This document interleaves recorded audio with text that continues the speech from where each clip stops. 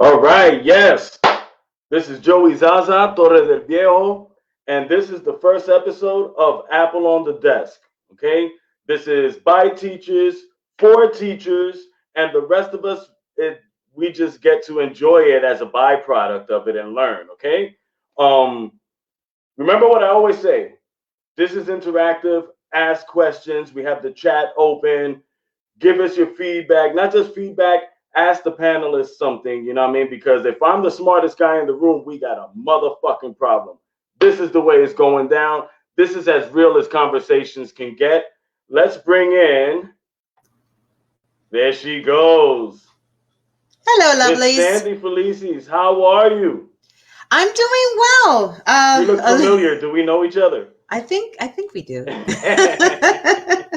I You think know we what? do. I'm gonna step in the background real quick. You Okay. start doing your thing, all right? Sounds good. All right. So, welcome to the Apple on the Desk, right? This is our one of our collaborative network of podcasts for the Torre del Viejo Facebook page. And one of the things that we wanted to do regarding this segment in our podcast, right, is to be able to create a platform for constant communication and opportunities to learn not only how to do things or whatnot, but also just learn a little bit more about everything. So my area of expertise, and I say it, quote unquote, has to do with education because I am a teacher. I've been a teacher for the past 16 years, and I love what I do.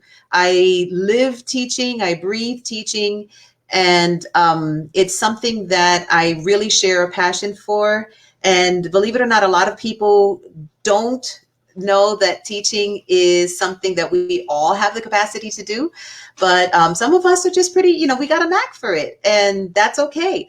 So, what I wanted to do was bring together a group of panelists, and I really hope that if you're seeing this and I've invited you to join us as a panelist, please click on that link that I sent you through Messenger so that we can go ahead and ask some questions and get some things started. This is Teacher Appreciation Week. So if you're interested, or if you have a teacher that you really want to share your appreciation to, you can.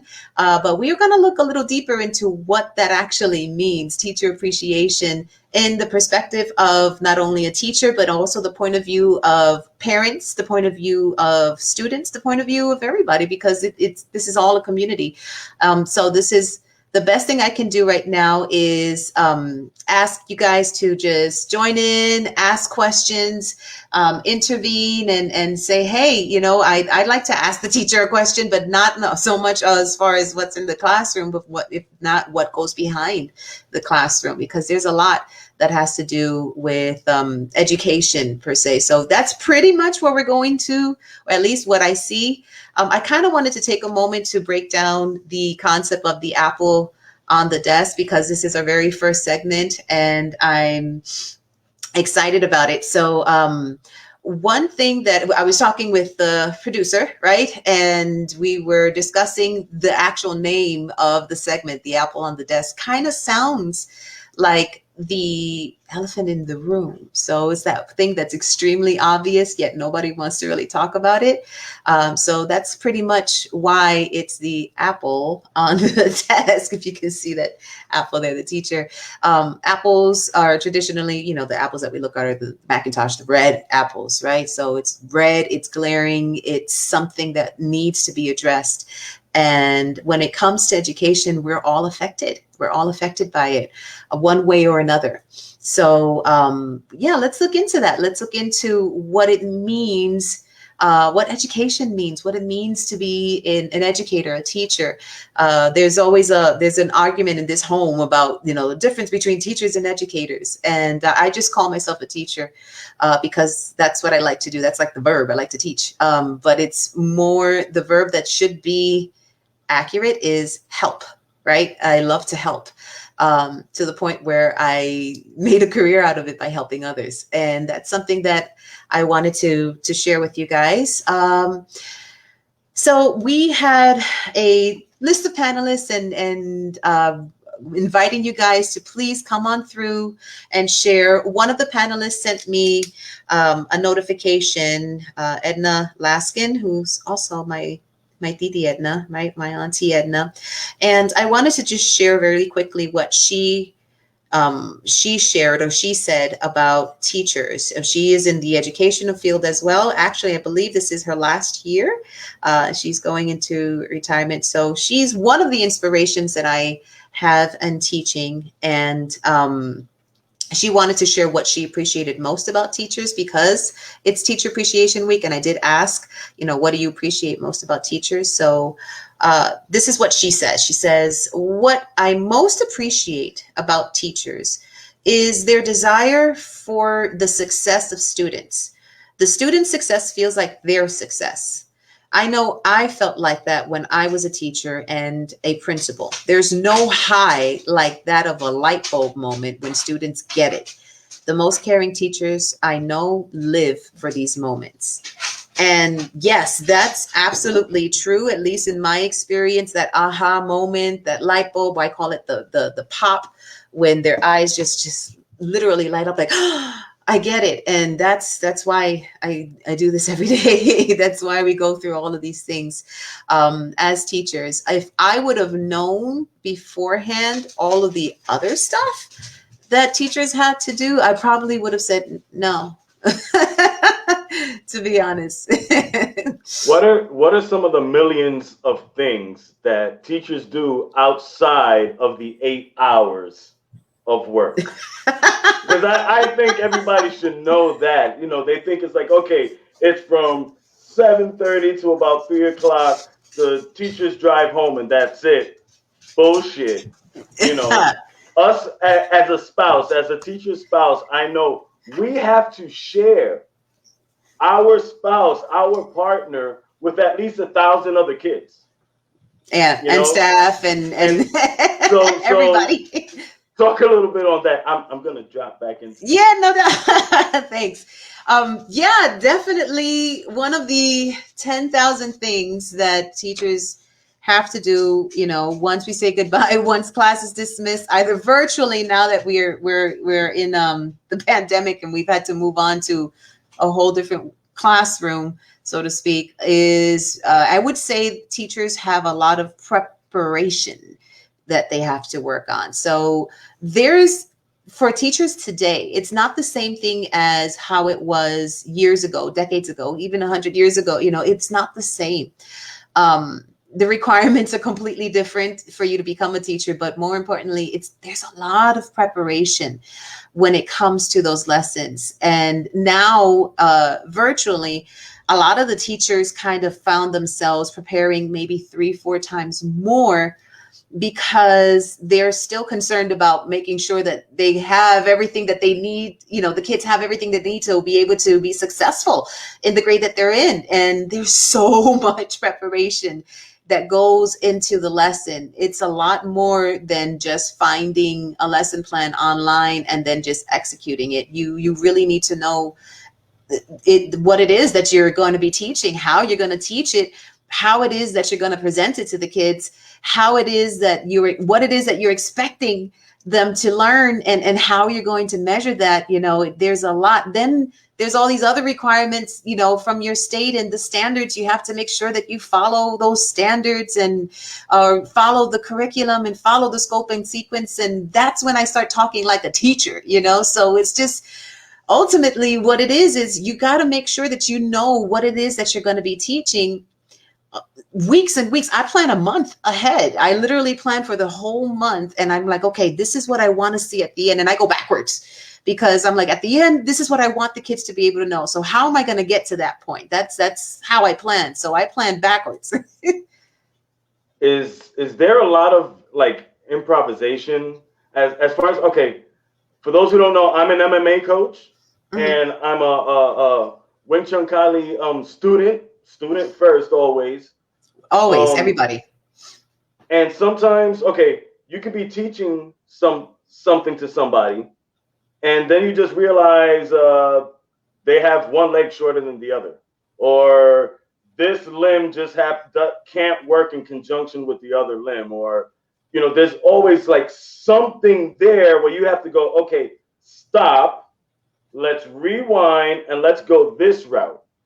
Sometimes it's something as simple as stop your explanation, compare it to playing the drums, compare it to pro wrestling, compare it to making a fucking salad.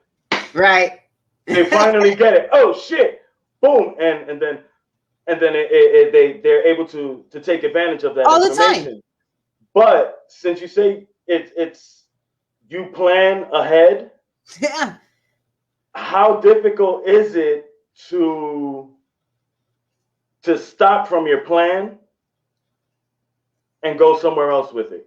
So Does that here's make the sense? thing. Yeah, that makes perfect sense. And that's actually a really good question. So when as a teacher, yeah, as a teacher, at least in my experience, this has been, and I can only talk to you in regards to my experience. John, I see you had a question there. I'll get to it as soon as I finish up with Joey's.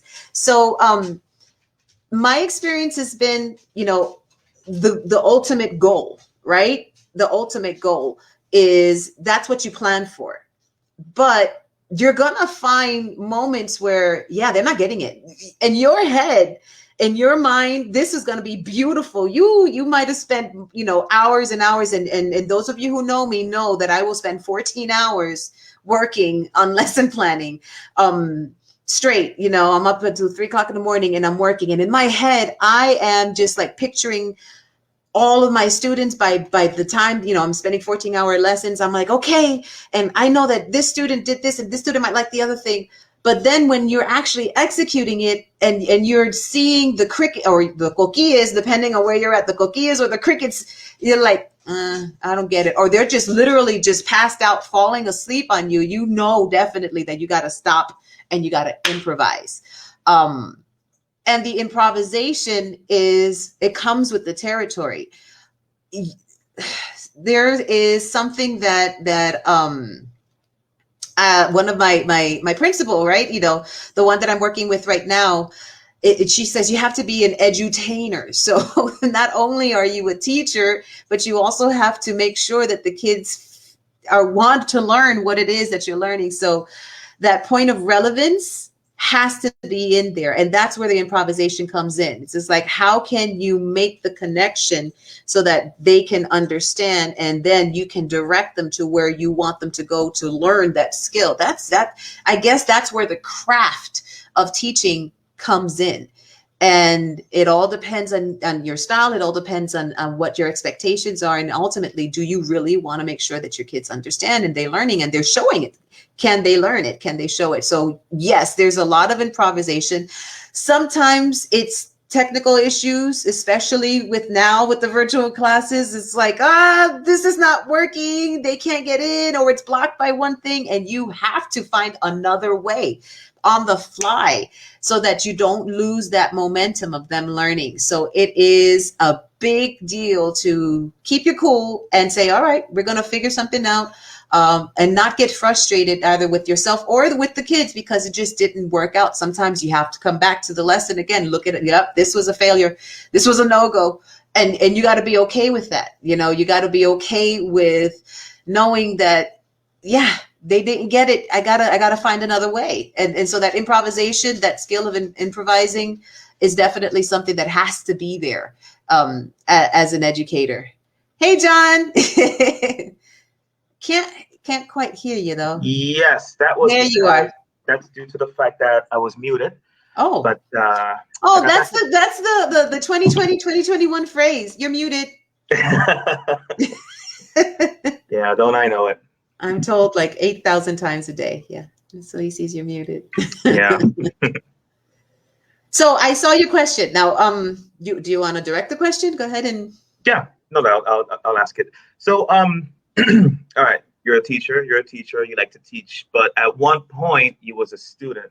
And I feel that's kind of impossible. You could never really become a teacher until at one point you're a student, be it self-taught or otherwise. So my question was, was there anything that you experienced as a student, like literally anything that helped you with your journey as a teacher? So for example, anything you learned that made the job easier, anything that you learned that when you taught it to someone else, they were like, oh my God, I'm so glad I learned that. I never would have picked up on that trick by myself. Anything at all that comes to mind?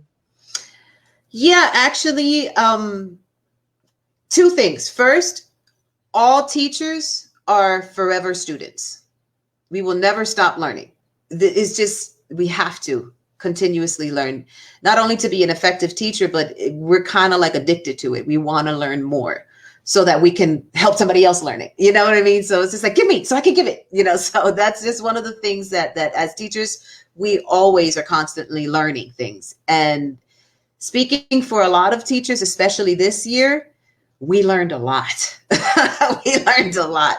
Honestly, the first thing that comes to mind, I really can't think of. I'm pretty sure I can say that maybe the first lesson that I'm like, I really appreciate what my teacher taught me, second grade teacher. And for those of you that are on my Facebook page that might be seeing this, if we went to school together in James Weldon Johnson Elementary in New York City, PS 57, you might remember Mrs. Carter, second grade.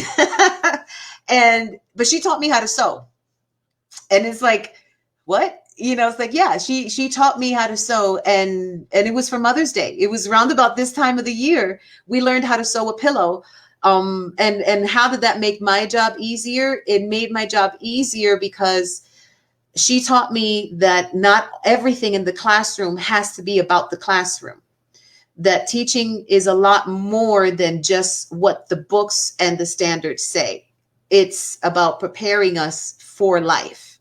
So as a teacher, my goal is to always try to give something that can help my students every day. Not just to, I'm going to give you the grammar. I'm going to show you the structure. I'm going to show you how to write. I'm going to show you how to analyze, and do all of that stuff. I'm an English teacher. For those who don't know that, obviously when I said grammar, it should have been obvious, but yeah, I'm not a math teacher. I'll tell you that. No. I'm very grateful for my math teachers. And I'm sorry. As of right now, I'm sorry, And some of them are like, you were great in math. Yeah, because you had me practicing, but don't ask me for my times tables because I'm going to be counting with my fingers. I'm definitely an English teacher, but what Mrs. Carter taught me was that whatever it is that I learn has to be relative to life. A child, student, any student, doesn't matter, a student, adult or child, needs to understand, how is this going to help me in my life? How is this relevant? What's the point, of me learning this if I'm not going to be using it? And I stick to it. So I always try to find that point of relevance. And another lesson that it was my math professor, and it was in college. And something as simple as the number line, that little number line that with the little Pac-Man that they would put on the ends, right? They would give me the Pac-Man thing. That always confused me. I never understood, the direction, because Pac-Man would go left and right. So why are you telling me what's left or what's right? I don't get it. Hey, Josette, it says, what is your advice for the parents helping kids with asynchronous? Okay, so I've got to explain what those things are. And I definitely would love for you to come on. Go ahead and join us. We sent you that link, and as a parent, just talk to me, because that's another thing that we want to do here. We want to help you understand what teachers are talking about, right? So Josette says, that's my sister. She says, what's your advice for the parents helping kids with asynchronous work? So synchronous and asynchronous work. Let me break this down for you guys. This is the buzzwords that we had to learn. This is one of the things that teachers had to learn this school year, especially since the pandemic started back in 2020, in March of 2020, over a year ago. Synchronous work is the work that is expected, that the student is expected to do with the teacher during class time, okay? It doesn't matter where class is, the kids are supposed to be doing that work with the teacher, right? Asynchronous work is the work that, in what we used to call back in the day, homework, work that you're supposed to do on your own time. Now, why asynchronous? Because it's not right along with the teacher. They have to get it done, right? So that's what's expected of them. So advice for parents helping kids with asynchronous works. The first advice that I would give, and what's helped me with my parents and for the students that I teach is keeping a very, very open communication with the teacher. So there are so many different platforms that are out there right now where teachers and parents are communicating, right? You have emails, you have the school informational system or the SIS that everybody uses, and teachers are constantly, guys, if I start going off on acronyms and abbreviations, please stop me, because I sometimes I forget who I'm talking to, and I'm talking to everybody, right? So I really want to make sure that I understand. So the first thing is first, make sure you have a very open communication with the teacher. A lot of times we don't understand what the teacher is expecting of the students because you didn't take the class. You know, you're trying to help your kid. You're trying to help your kid learn, but it's really hard to help when you don't know how the teacher taught. So if you're home and you can keep an ear out just to kind of like see what the lesson looks like. Okay, I think I understand what she's trying to do. Okay, I think I get it. You know, that'd be great, but always keep your communication open with the teacher. Ask the teacher, hey, you said this about the homework. Can you help me understand that so that I can, better support you to help my child? Because as a teacher, and one of the things that I try to at least express to my parents is that we have to be a team. With the whole virtual classes right now, I think teachers and parents alike, and a lot of teachers are parents, understood now everybody's point of view. So I saw a little bit more about what my kids' environment is like at home. And it's really hard to learn when you have 6 other kids in the house that are jumping and screaming around because they're all supposed to be learning. And then you got a whole class, 6 different classrooms with 6 different teachers talking at the same time, because I'll hear one of my colleagues, in the same room as my student. When my student is trying to respond to something, I can hear my colleagues. So it's crazy. So going back, advice for the parents helping kids with asynchronous work is to keep an open communication and try to follow along what it is that your child is doing. Now, it's great to ask the child, hey, what did your teacher teach you today? Now, when you have a young kindergartner, that's a great way to help them study. So it's not like, what did you learn today? More like, hey, what did you talk about with your teacher today? What did she show you? Or what did he show you today? And that's definitely a way for help them review without them even realizing that they're studying. Very few. How many parents can honestly say that they're a team with their kids' teachers? I can only speak as far as my parents and the community that I serve as a teacher. I have very few team members, when it comes to team student A, student B, So it's really difficult because, one, if you're a single parent and you're working and or studying, it's really hard for you to follow with what the teacher is doing, So it's difficult. So I teach middle school. So I teach teenagers who like to stay up late and sleep in and not show up to class. And that's kind of like really hard. And then these kids are crafty. They're smart. They're slick. When there's a will, there's a way. And yeah, I did. I showed up. Look, I'm right here. I'm online. And if the parent really isn't that tech savvy, or grandparents, they don't even know the difference. So a lot of times, I'm sorry, I'm reading a question. They really don't serve. So I think that one way that you can help your child, right, and help yourself to avoid the frustration is to really open the communication with the teacher. Monitor. As soon as the kids realize, I got you guys. As soon as the kids realize that there's a constant communication with the parent, watch that kid start performing. It is like magic. Hey, Welcome. You're so pretty. That girl is Hi. pretty. That's a Wait, pretty am I girl. muted? No, you're loud and clear. We can hear you. Hello. Hello. With the kids, so I had spoke to you the other day. I was super Right. frustrated. Okay, just to let everybody know, this is Josette. She's a parent of 3 little ones that she's helping virtually. Plus she's also my sister, and but she's prettier.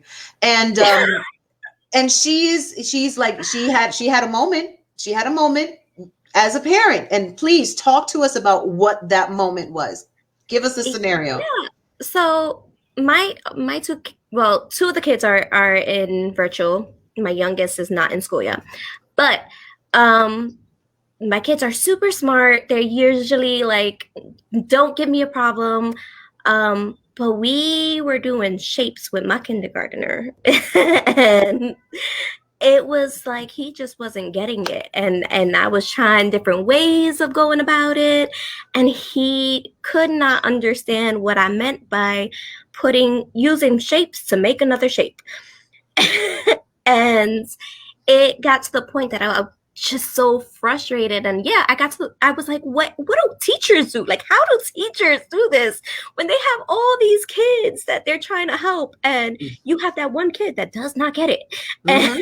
And how do you divide your time? That's a great question. Yeah. How? So this was for Aiden? Yes. Okay. Aiden is he's in kindergarten. He is in kindergarten. All right. So I just want to make a shout out to any of my colleagues, anybody who's around that might be seeing this. If you have experience teaching kindergarten, I have experience helping out with pre-kinder, and because I was a teacher's aide for pre-kinder for about 2 years before I started teaching my own classrooms. But I did help out with the kids, and that is helpful. So a lot of times in schools, a teacher does have an assistant to kind of like help monitor, because there's a ratio that I don't know if you know that teachers, there's a ratio when it comes to younger kids. You have to have like X amount of adults per X amount of children, depending on the state, right? Right. So so that does help as far as classroom management and safety is concerned. And sometimes, hey, the teachers are like, everybody's cool, let me help you figure this out, right? So what happens is when you have that one kid that just I don't get it, and they get frustrated or whatever the case would be, or parents, adults get frustrated because you're trying to show it to them, you try to explain it to them. Right. Remember how we were talking about improvisation and how we were talking, that's when the craft kicks in, right? Yeah. So this is where point of relevance makes sense to them. So yeah, I can't figure out how to tell the child how to make a shape into, use these shapes to make another shape, right? So it's more like letting the kid go through the thought process. So if I were to look for shapes in Mickey Mouse, what shapes do you think I would find, in Mickey Mouse's head? Right. And they were like, circle. Oh, really? How many circles? So how many circles do I need to make Mickey Mouse's head? And then they'll probably go 1, 2, 3, so there, it's not so much, can you use this to this? What can you find here and there? It's more like, see what that point of reference is. Find that point of reference that you know that they're going to recognize. So, I mean, for the little guys, it's been so long since I've taught the little guys. I have no idea what they're watching on TV. I have no idea what cartoons are cool. I have none. I mean, I only know about Naruto because my middle schoolers talk to me about Naruto and the anime. That's it. I am so out of pop culture that it's not even funny, but that point of reference is something that's important to have. And me personally, I'm kind of ashamed of myself because I'm like, yeah, I don't watch TV. When I tell my kids I don't watch TV, they're like, Miss Felicis, but how? So I'm like, I ain't got time, man. Sorry, you mentioned anime and I immediately had to bring John into this. I mean, I feel a little bit on the spot, but you know what? That's fine. That's good. But you see what I mean? Just said about that's pretty much how it is, it's and there goes John. But that's pretty much what it is that I do as a teacher. I try to find that point of reference to be able to help them. Oh yeah, like this, Right. something that they like, something that they know, and Right. with all students, adult, child, teenager, doesn't matter. You want to develop a sense of confidence because you're intimidated when you don't know something. It's just like I don't know what to do. And that frustrates you, right? So you can't really get any learning done when you're frustrated. Right. So when Right. when it goes to understanding or how to help, that's a point of reference is always a way to go to. Can you put up that question again from Marissa? So it goes without saying that pandemic has changed a lot. How has virtual learning opened up parents into the world of their children's schooling? And have you seen a response from parents who were previously absent? So can I let Josette help from the point of view as a parent? What did you learn having to be more involved in that learning process? What did you see? So I always pictured myself as an active parent. That was one thing I've always tried to be. But with the pandemic and with doing virtual, they seem to have way more work to do when they're home because they're only getting 2 hours of actual schooling. So, or of synchronous schooling. So there has been, it feels like there's been a lot more pressure on the parents as far as over here. I don't know how it is over there. Anyway, I'm in Georgia. So right. Yeah, that's important to express. Right. So you're saying that, let me see if I understand. You guys you're saying that as far as the kids are concerned, they have less time synchronous and more time asynchronous. Yes, that's definitely an interesting model. Okay, so when I say model, we spend honestly with Aislyn's in the 2nd grade. She spends typically about an hour and a half to 2 hours doing homework. Aiden will spend close to 3-4 hours doing homework when he has 2 hours of class. And it's not that he's not getting it, because he knows what he's doing and he's doing what he's got to do. But again, and this is a kindergartner, but there's a lot of work put on him, and he has literally 3 or 4 things to do for each subject. Right. And it gets to the point that it's like, even if you're giving him a break, he's still he's burnt out. I'm sure he's burnt out. Yeah. All right. That model sucks. I agree. I mean, it does, because at first, I mean, and to be honest, I believe this school year feels like it's lasted 3 years. I got to be honest with you. I'm like, we're almost nearing the end of 10 months. It's only been 9 months, nine and a quarter, really? We're almost done. We finished this month. Yeah, so do my kiddos. We the kiddos are done by the end of this month, and effectively the last day I think is on the 4th or something like that for them. But the truth of the matter is, the way the first model was, there was a lot of work. There was a lot of time. We had to be online every day. And then they started talking about, then there was like these trends, like, the screen time.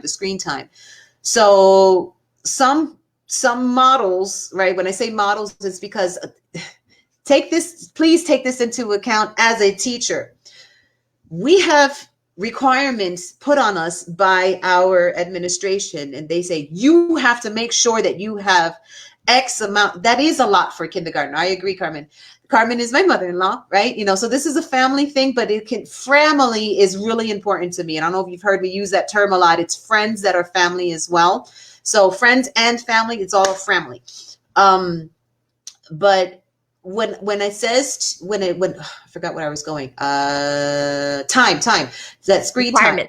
Yes, the requirements. Teachers are required. It's like I have requirements. I have to make sure I have X amount of assignments for each class. I have to make sure I have X amount of tests, X amount of quizzes, right?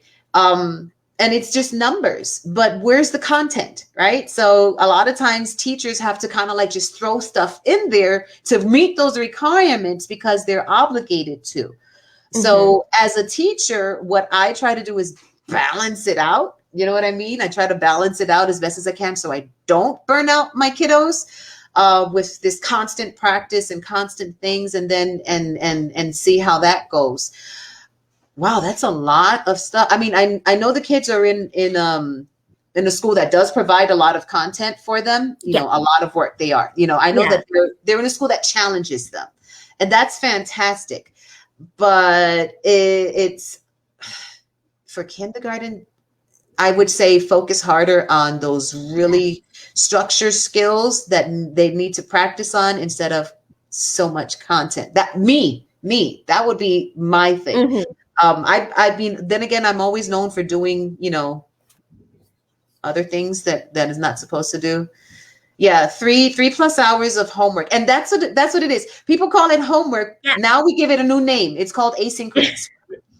Yes. So, but you know why, right? Because the concept of homework is almost wait. It's called what? Asynchronous work. So, yeah. So like I was explaining, synchronous work for those of you to remember. I'm gonna go back to John's question in a second because it's hysterical. But asynchronous work is the work that you do without the teacher in front of you on the screen or whatever the case would be, you know, not the class, what we considered classwork. So you think about it if for the adults, right? Because this is mostly adults anyway. So when we were in school, we had classwork and then we had homework, right? So the classwork was whatever it is that we had to get done that time in class. And if you didn't get it done, oh, well, you didn't get the points, or it was incomplete, or whatever label it was, the teacher scratched it out, throw it away, whatever the teacher did. Cool. Asynchronous work would be considered the equivalent to homework, which is the assignments that you have to do, projects, homework. You had to study for something to get that done and show evidence that you got that done. So what's happening now is that in virtual classes, the teachers have to be able to assign synchronous work as well as asynchronous work to be able to allow the kids to practice. Now, what I've been hearing a lot as a teacher is just like, hey, chill out with the asynchronous work because the kids are getting burnt out. And it makes perfect sense to me. My biggest issue that me personally as a teacher, and there are a lot, apparently this was an epidemic happening nationwide, is that the kids are not showing up to class, you know, especially upper elementary, that's 4th, 5th, you know, and on. So they're just not tuning in. And if they are tuned in, this is what the teachers see. They're playing. You said not show up to class, and I have to put the camera on myself. Yeah, but you see, you physically did not show up to class, and neither did I. But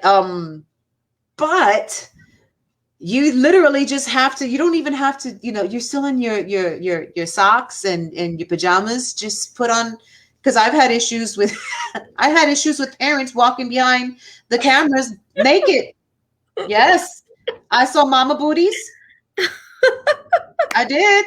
I done seen the mama booties, and they weren't pretty. And then the poor kids, you see the poor kids doing this thing, or you see them trying to move their heads, trying to cover up their parents, you know, butt naked because they're walking around. And my my principals had to call the parents and be like, "You need to stop walking in front of the cameras like that." So yeah, I seen the mama. Yeah, I saw the mama booties, you know, or other things.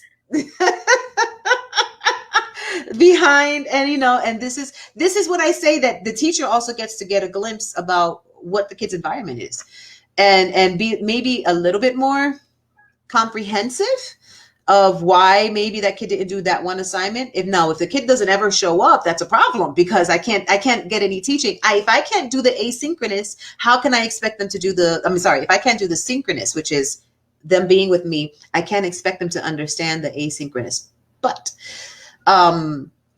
maybe here's another thing. Maybe you can ask the teacher to make a quick video about how's it done, because that has been my go-to. Okay. And I would offer it all the time to my students. Here's the explanation. This is what we did in class, right? And then before anybody misses out, because I have a huge issue when it comes to attendance, although our school was actually really good in keeping attendance. But let me tell you something. I make 50 to 60 notifications to parents daily. Class Dojo? Yeah, that's me. Okay. That means I have to call and contact parents 50 to 60 times to remind them, can you make sure that your child is in class, please? Your child is not reported to class. Yes. Why do you think that we have so many parents that aren't involved? You know, because it's like, okay, I'm gonna put the camera on myself because I know my parents are gonna, because they're watching. Hold on. We lost you there. Yeah, go ahead. Here we go. My parents used to beat my ass. Okay, you did your schoolwork or you got fucked up. When the hell did that change and why? I don't know. I think a lot of it also has to do with whether the parents are actually there. Because you have a lot of parents that aren't able to actually be there for their kids because they have to work. They have to be out of. We're in a situation. My family is in a situation where I'm able to be home regardless of whether or not my husband has to work or not. Not everybody is that lucky. Yeah. Mm-hmm. A lot of parents, especially in the low income, we can't sit home with the kids and make sure the kids are doing what they gotta do, because in order to keep the roof over our heads, they need to be working. And unfortunately, so here's my thing. Here's my question. I get it. I agree up to a certain point. Oh yeah. And here's my thing with up to a certain point is because when was it? And I blame my Generation X. Okay. I blame my generation because there is some point where we fucked up with the way that we raise our kids, because our kids somehow or another became in control of the household rather than the parents. Because let me tell you something, I might have done anything in high school, whatever the case may be, but the moment my mom raised her eyebrow and had to show up to school, I knew I was in for it. My whole world just went crashing down because my mom should never have to come to school on my account. I understood the consequences of the actions. Somehow or another, the kids, and I'm blaming the infamous eyebrow. I think it's my generation. I think it's the generation after yours, honestly, because we're the one with the kids that are now not where they need to be. I feel like my husband and I, Jared and I, were just talking about the fact that we have so many people that are now complaining about like the participation trophies, that everybody gets a trophy for winning. Yeah. For whether you win or not, everybody gets a trophy. And look, it wasn't the first time I saw that. I was a teacher, right? And you know how they have the birthday parties in the classroom. And I said, okay, we'll give you we had to schedule it. We can't even do that. Everything has to be wrapped up, nothing with peanuts, whatever the case may be. Things change. I've only been teaching for 16 years and things have completely changed the way we do birthday parties, right? But what I noticed when the first time I saw that, I went, what do you mean everybody gets, huh? But he didn't win. I was like, Mom, he didn't win. Right. Said, no, but everybody gets it. For what? Oh, because they participated. And we're rewarding participation. I mean, you participated. That's your reward. You got a chance. You know what I mean? So I don't know. Talk to me, John. What you think? She brings up a good point that it started with the participation. You want to go first, John? Go ahead. With regards to that, I got something real good. I'll let you take charge. All right. To a point, I can understand the whole participation thing, you know what I mean, and giving them credit for at least trying. It's since I am an MMA coach, I understand that whoever's in UFC, whoever's in Bellator, no matter what your record is, you a bad motherfucker. Because there's not a lot of people, and you deserve recognition for at least having the balls to step in there and handle Right. You know what I mean? If you're in a school like ours, where we train hard, you deserve credit. You know what I mean? Because you're putting in the work. Now, I had this kid. I don't believe in that though. You know what I mean? As far as when it comes to the kids and teaching them, at least in my method of teaching them mixed martial arts. And the reason why I have this one, I give classes in between, I was giving classes before the pandemic between Lower Cincinnati and Northern Kentucky. Right. At least 12 different schools from 3rd grade all the way up to, I think it was 8th grade. And I had this one kid. He was like the scrawniest of them all, and yet he was already like in somewhere around 8th, something like that, and he looked like he should have been in 2nd or 3rd grade. And he was getting tossed left and right, and one day he broke. He's like, I can't do this. So I kind of understand where you have to give him some type of motivation to push forward. My motivation was just being real with him, and I think that's something that's lacking today is, everybody's afraid to say the truth. And I looked at him and I said the truth. I picked him up by the shirt. Like I was ready to Jews down. Picked him up by the shirt. He's good for that. Yeah, oh yeah, I'm real good for that. I was like, listen to me. You are getting tossed by everybody, and it's a known fact. He who gets tossed the most in any gym is the one who learns the most. You can't learn how to hurt if you don't get hurt, because you don't know what it is that you're dishing out, brother. Yeah. You're going to be able to deal with people who outweigh you by 10 pounds, 20 pounds, 30 pounds, 40 pounds. And by the time your body catches up with your skills, you're going to be a motherfucking beast. Word. And what did he do? Went like this, cleared his tears, and he turned around and he was a completely different animal. Now he wasn't tapping out, with crushed pride. He was tapping out like, boom, okay. He would breathe, and you can tell his brain was working. Where did I fuck up? Okay, boom, let's go again. Let's go again. Let's go again. I had this other kid in another school being bullied. This kid, he was the shortest one. He was the fattest one. He weighed about twice the amount of older kids, And by the time I finished with him, being real with him, this is not going to work. They tell you this, they tell you the other. It doesn't matter if you're big, if you have big muscles. It's what you put into it. That's life. You're going to live how you fight. You're going to fight how you live. And you got to train for both. After 2 months, just 2 months, kids 2 grades older than him, they didn't want to deal with him. Sandy knows exactly what I'm talking about. Yeah, I do. Older kids did not want to deal with him. Look, all right, we're going to change today. We're going to do some wrestling, and you're with him. Mm-mm. It's like, dude, what's the problem? He's half your size. Mm-mm. Mm-mm. Mm-mm. And if it works for martial arts, I don't see why once again, I'm biased. It's part of my lifestyle already. It's part of my life. Hello, Cobra Kai! Yeah. It's part of me.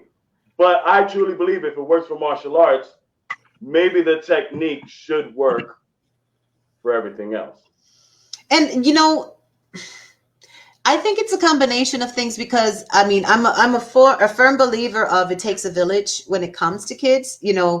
It does take a village, and it's everything. There's so many things right now that can influence your child. I think that I'm taking the blame as far as my generation is concerned, because we have been, since participation trophy, is the lazy way to try to create equity for children. I think it's a nice sentiment, but without emphasizing the differences between equity and equality, the participation trophy becomes this catch-all that applies the reward to everyone rather than applying the means for every individual to reach that reward. Absolutely. Absolutely. And hey, Cindy, yes, definitely. So what I'm saying is that, and I say my generation in the sense that while we were bringing up these kiddos and what tend to be the trend and whatnot, our generation has gone through a lot. Generation X, we when we were kids, our parents were getting divorced a lot more commonly. And some parents enjoy getting married just so that they can get divorced again. Not saying anything, but we know, right? And it's because I was reading this report that's saying, Gen X is like a really stressed generation because you have, the generation before us where if things were still a lot taboo, you don't talk about that. There was just, you don't talk about it. And so we were like, okay, you don't talk about it. Great. And then you had the generation before that where, it did. And the generation before that where, you know, there was just no talk at all, you know, just like no feelings, no openness or whatever. So maybe the generation before me, right, my parents' generation, you started expressing love, you started expressing, you know, all of this freedom and you know, and that's great. But then you still kind of like, but you have to do this, you have to do that. Why? Because you have to. Why? Because you have to. So our generation was the why. You know, why do we have to? You know, and we learned how to express things, but at the same time, because I guess it's because maybe a form of trauma. I mean, shit, we went through AIDS, we went through Reagan, we went through, what else did we go through? We went through the first time that guns were actually introduced to schools, because it started when I was in school. I remember that nonsense. And that, as far as technique, as far as tough love stuff. Yeah. That tough love, we had the tough love. We also had the broken families. We also had, you know what I mean? Gangs were always around, but it went crazy when it came to our generation, because then you had the whole, you know, especially with the music industry, you had the East Coast versus the West Coast, and you had, you know, one thing or the other. And then, so, and why did they have such a surge? Because people wanted to belong, people wanted to understand their place. And then we learned that we're making our own space. And so you had all of this stuff coming out. And then we ended up having to develop and learn how to deal with the internet, because although we were learning how to use computers, and let me be explicit, when we were learning how to use computers, at least when I was in school, I hated computer class, because I had to do all this programming that I didn't understand. What on earth, you know, // backslash this, that, thing, run, control. I didn't understand what I was telling the computer. They just told me copy that, and me, the whole memorizing, just do this. I didn't understand it, so I hated computer class. I didn't get it. Then we evolved to point and click, and I was like, oh, I can do point and click. That one's easy. I can do that one, you know? So then I started learning that. But then somewhere along the way, we kind of got so focused on the work that we had to do. We got so focused on the things that we didn't have that we started over compensating our childhood with our kids' childhood. You see what I mean? So I didn't have this when I was growing up, so I'm going to make sure my baby has it. Yeah. How many times have we heard that? How many times? And we gave so much, we dished out so much that we forgot about the stuff that that shouldn't have been broke. You know, if it's not broke, don't fix it. Like being consistent. You know, one of the things that I bitch about the most as a teacher, as a parent, as, you know, be consistent. If you say you're going to do something, don't threaten. Mira, te voy a dar la pela. I'm going to beat you. You better come through with it, because they're not going to believe you if you don't. You know what I mean? So going back to not being able to monitor your kids, I get it. You know, you can't be there babysitting them 24/7. Somehow or another, the teacher became the babysitter in class. And when did that become my role? I'm supposed to be helping your baby learn. I shouldn't be babysitting your kid. You see what I mean? So consequences is basically the point that I'm trying to get across. When we, and I'm putting myself into this, when we failed to show our children what the immediate consequence is for not doing, and it doesn't have to be about spanking. It doesn't have to be about, you know, corporal punishment. It's just understanding you did this wrong and this is what's going to happen. Yes, old school raising. There's certain things about old school raising that, and Cindy, I'm glad that you're here, Cindy, because I remember when you were in school and you were in high school, and without, you know, putting your business all up there was a moment where you could have been doing better. And you asked, what's the point if nobody cares? Right? And that's something that and if you can like make a comment, if you want to join us, you know, come on and join us in the panel, you know, and just say your piece and whatnot. But I think that when you understand the consequences. A child wants to see structure, whether they want to admit it or not. A child is happiest when there's some form of structure because they kind of know what to expect. And that also develops confidence, and that also develops a more stable individual. I So, actually, yeah, what's up? I actually saw a study on that. A bunch of scientists did a study on that where they asked a bunch of questions in relation to that, and even had the kids role playing. But basically, the scenario was okay. There are no adults and no consequences. You're not gonna get grounded. You're not gonna get spanked. What would you do in X situation? What would you do in Y situation? And those are like, Oh, was that like a group of kids that were left alone in a, I mean, obviously under some type of yeah, supervision, nobody got hurt. Yes. And they immediately yeah, developed like this sense of hierarchy, right? yeah, and almost like like a dad figure almost. It's like, oh well, I have to sit down when I eat, even though I don't know why, but when I eat, I have to sit down. I can't just be walking around or whatever. And this is the kid who likes pacing and stuff, saying this. Yeah, So like, that was yeah, crazy. The girls yeah. So always bring that's drama and isolate. I'm telling you, girls are vicious. Girls are vicious. They're so that's vicious. one. I see them all the time. They're vicious. So that's one. Nangban, welcome. Hola, hi. ¿Cómo estás? All right. I'm exhausted. I had meetings Oh, all day. I'm so sorry. you're fine. You're fine. Thank you and welcome. Welcome. We're just, I haven't even checked my hair. you look beautiful. Ay, qué You're bello. here. Good to Thank see you. Good to see you too. So, guys, this is Nang Vang.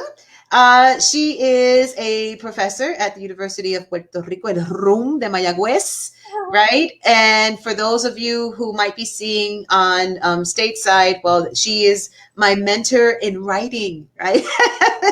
So she is the head of the Mayagüez Writing Project, and I was fortunate enough to go to like I called it the teacher camp, right? Because teachers get to have fun. So yes, I called it. I mean, there are more people besides teachers that can participate, obviously, that participated in the group, but majority of us were teachers, and she just showed me a whole different world when it comes to writing and inspiring writers. So it just had a profound effect on my technique and the way I approach teaching. The way I approach writing, it's fantastic. And hopefully we'll have you coming on more often so we can plug in more stuff about the Mayagüez Writing Project.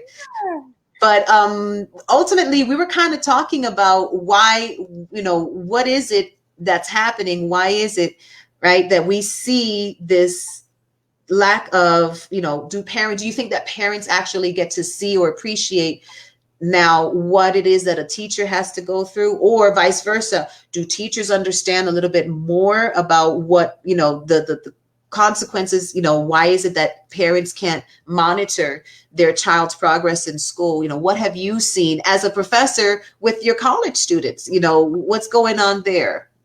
Well, it's actually very interesting that you say that, because last night I taught my last class of the semester, and I have a section of technical report writing, and it's at 4:30 till 6. And it's funny because throughout the semester, I have interacted with parents, and we're talking about College students.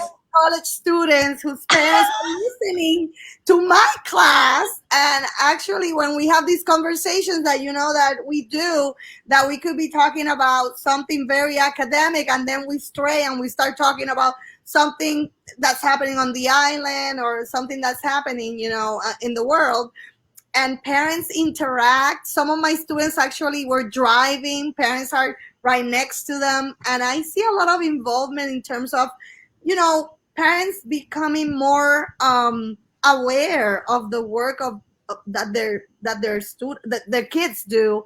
I think that it is more with elementary school and secondary school. I think that they're even more aware. But college, I thought parents are completely disconnected. However, I was mistaken. Parents are listening to what their kids are saying. During this last 2 weeks, students were presenting, And it was funny that you could overhear the parents like telling the little siblings like, "Shh, they're quiet." Yeah. And actually them clapping after the presentation and everything. And That's fantastic. But you see, parents don't get to go into the classroom when you're doing, in-person teaching. They don't get to go into the classroom with their student, with the college student. They're like, "What? Se fue al colegio." They went to college, and good luck, my son. Good luck, my daughter. Yeah. So now that they're actually kind of being able to jump in, and I've had that experience too. I'll tell the kids, it's like, you know what? There's no reason, you're in middle school. There's no reason why mom has to wake you up in the morning to get you in front of the screen. Amen, Miss Felices, is what I hear in the background. You know what I mean? Because you gotta let the parents know that you're advocating for them as well. It's just like there's no reason. You are grown. If you're grown enough to be able to turn on your console at at 1 o'clock in the morning and you're still playing, then you are grown enough to turn it off and get your butt to bed before you have to get up in the morning, for school. Yeah, I completely agree. But it's really interesting to see that parents are also, listening to what their children are saying in their classes. I have students who actually sat down the entire day. Wednesdays for me was the toughest day because my classes during the week, I teach Monday, Wednesday, Friday, and it was asynchronous. They weren't, I would post materials or videos, but my synchronous meetings were on Wednesdays. So actually, I had a student telling me, my mother waits every Wednesday to start cooking because she listen to you, because I begin the class, I don't start like, let's talk about memos and emails and stuff. No, we have like in the summer camp for teachers, we have the afternoon talk, the coffee talk, and we talk about what's going on in the country, and how are you doing. And actually, the other day, I gave a workshop to graduate students, and the title was "We Care About You." I titled the workshop "We Care About You" because it's been one hell of a year. Yes. So we were looking forward to the end of the semester, and I said, I think I need to tell grad students that we care about them too, because some of them are balancing their studies, taking graduate courses while they're teaching to undergraduate students. So most of them were drained. And yes, I actually did some of the stuff that we do in the project. They wonderful. Did drawings, and they did some stuff and presentations and how are you feeling, and they were like really grateful for the space to actually vent and feel like somebody's listening to us. Yes, and that's actually what this segment is supposed to be about too. The Apple on the Desk is a safe place for everyone to express themselves. Anything that has to do with education, but not just this. I want everyone to feel safe to express themselves about something that's really bothering them. Why does this piss you off? Talk to me about it. You know what I mean? And then when I say safe, I mean completely safe. It's completely informal in the sense that, yes, you'll probably hear some profane words, and all of my ex-alumni, which are now my Facebook friends, you definitely know that I love profanity. I call them sentence enhancers. Okay. So that is definitely something that we love to have in this. And that's my husband, Joey, right? He's hustle the producer. This is the famous Nanvan that I love and I'm always talking about. Yes, yes. So I'm glad you guys finally got to meet. Even if I heard profanity. I was like, they call me. Ooh, they call. Yeah. So one of the things that I wanted to go back to, right, as far as the safe place, and that's important. One of the things, as far as the teacher is concerned, I teach middle school kids, which is a tough time to be, period. I'm traumatized with my middle school age, because it was a time where I transferred to Puerto Rico. So I was thrusted into a culture that I thought I knew because I grew up in Spanish Harlem, where there was a whole bunch of Puerto Ricans who spoke broken Spanish. This is so I came to Puerto Rico thinking that I knew how to speak Spanish, talking about lonche, yarda, rufo, and I'm like, when I got there and I got a whole bunch of laughs, and I'm like, isn't that the way everybody says it? What's going on? What did I do wrong? So I was sadly mistaken that I did not know the language as much as I thought I did. And then, understand that there was a culture shock. Understand that I was rejected, but that's another segment. We'll talk about the difference. We can go into that later, right? Lanche, Rufo, definitely. That's something that I said before.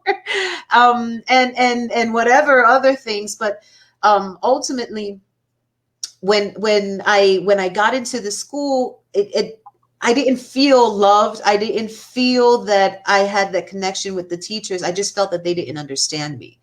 Not only the language barrier, you just don't know what I'm going through. You know what I mean? So I can say, what was his name? Morales. I'm very good at remembering my teachers' names. They would be really happy to, So I had a Mr. Morales, who was my Spanish teacher in the school that I went to. It was a private school when I first got there. So it was supposed to be bilingual.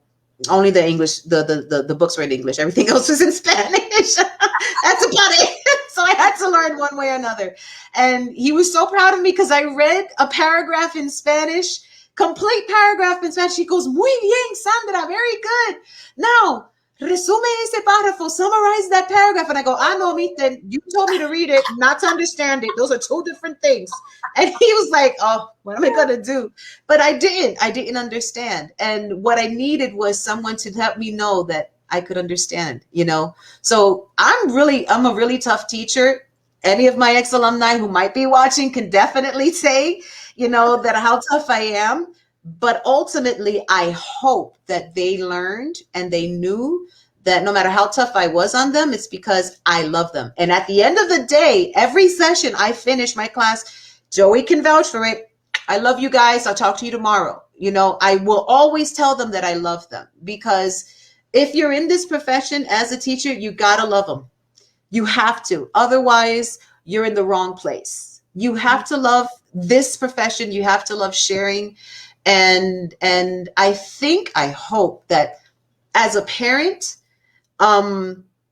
you realize that no, it's not easy. No, we have to do. And Nambang, I don't know about you, but I had learned, I'm an expert on Google now. I'm an expert on quizzes. I'm an expert on activelylearn.com. I'm an expert on, what was the other one? Quizlet. Quizlet. I relearned Prezi. I relearned, I went through all of these crazy platforms, just trying to find a different way to engage. I learned Jamboard. I learned, all these students. I learned all of this shit. And then I realized I have 14 different platforms that I'm working on. And then I'm expecting my kids to do this. You did say you're a student first.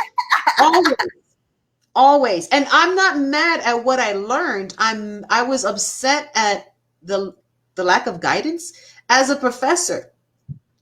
How was it for you to be able to switch it from in-person to virtual? Now, I know you might have had some experience virtually, giving virtual classes. No? So how was it for you?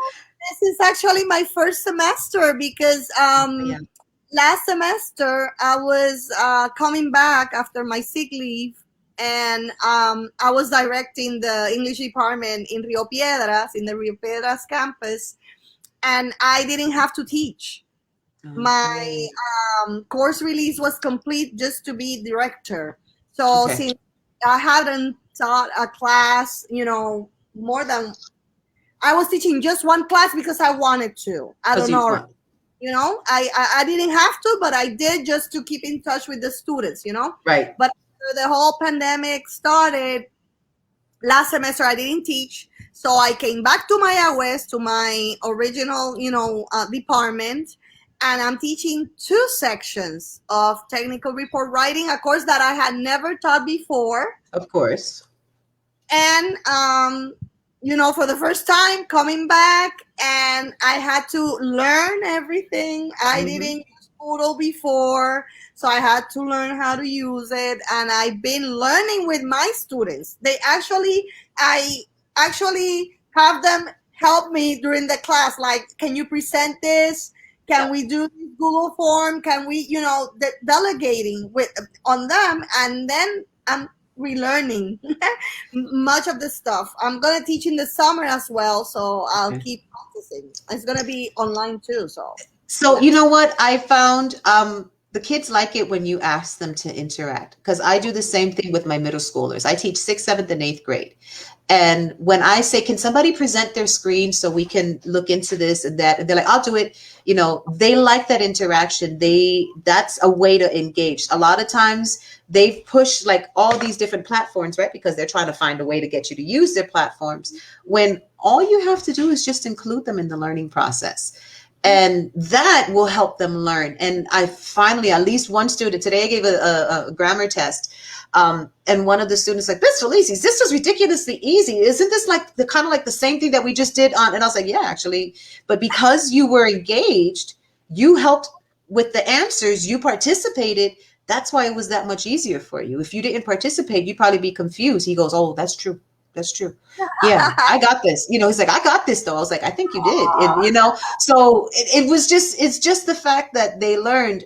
Now, as a parent, it's really hard for you to help if your kiddo hasn't engaged. I think that's the issue. It's helping the kids. My concern is how disconnected they feel. And a lot of kids did feel disconnected. A lot of kids still do feel disconnected. So the students interact with each other during the virtual learning. So there was an issue that happens, bullying, cyberbullying, where the kids will record what another kid. So you have a lot of teachers who like, you have to have your cameras on because we need to see that you're engaged and at least looking at the screen. And then you have other kids who are like, I don't want my camera on because people are recording. And then it's going on social media. And this is a big issue, or whatever the case may be. So there you have to, that's a delicate balance. I wish I had an administrator, right? Like a principal or somebody who worked with more into that problem solving on the panel. Hopefully I will have somebody joining us and or at least with that experience to see how they can handle that situation, because it really all depends. But as far as them interacting with each other, the biggest interaction I get is when I start talking about food. What we have for lunch today? Oh, I'm having Sour Patch, Miss Felices. I'm having, and it's like, really? We had candy for lunch today. Can you guys not eat candy every day? Is that possible? No, Miss Felices, I got to have my hot chips, So I live in Ohio, right? And the kids love these hot chips, man. All right. So, yes, Josette. Welcome. So that's something that. So you had something that you wanted to bring to the table. What was your question? So with the virtual students interacting with one another, I literally had to talk to Aiden's teacher about it. Again, we're talking about a kindergartner, because they had 1 minute flat in the morning. As soon as they signed on, everybody gets to say hello to one another, and it was literally all these kids just talking over one another just to get in their hellos. And it was like, okay, your 1 minute's up. That's it. And then for the rest of the class, it was one person lecture. Time. No, not even. Everybody's muted. So it was the teacher had to choose one person at a time. And it's like, but my kid isn't getting to talk to other kids. This is a kindergartner. He should be able to interact with other students. And the teacher was like, Aiden hated. He hated going to class. Exactly. Yeah. Aiden hated going to class because it was like, I don't get to talk to my friends. I don't get to go to class. And after I brought it to her attention, she did start allowing them to unmute and actually engage with one another a bit more. But I think she had such a mindset of, well, if I let everybody talk or everybody unmute, then everybody's going to talk over each other. And I get that. But at the same time, we have to remember these are kids and they're stuck home. They don't want to be home. Yes. They don't want to be home. They don't want to not be able to interact with one another. Hey, Cindy, welcome. All right. I'm so happy everybody's jumping on. So yeah, I get it. I agree. Cindy, you teach preschool, right? I'm a preschool teacher. I work with migrant kids for farm workers. It's very difficult because I was listening to what you were saying, and but the difference is that these kids, because when they come to me, it's practically okay. When you farm work where I live, you work um almost from 5 in the morning, and then you drop off your kids, and then you go back to work, and then you come back home at 8 at night. I work from 7:30 to 4, so my kids go from me to a babysitter, and then they go home asleep, and then they wake up and they get ready to go back to school. So all Oh, they see is me. You understand what I'm saying? oh. So you're like Mama Segunda. You're Yes. second mama. Yeah. Yes. I have And communication you with got the the baby parents. babies, right? You have 3, 4 year olds.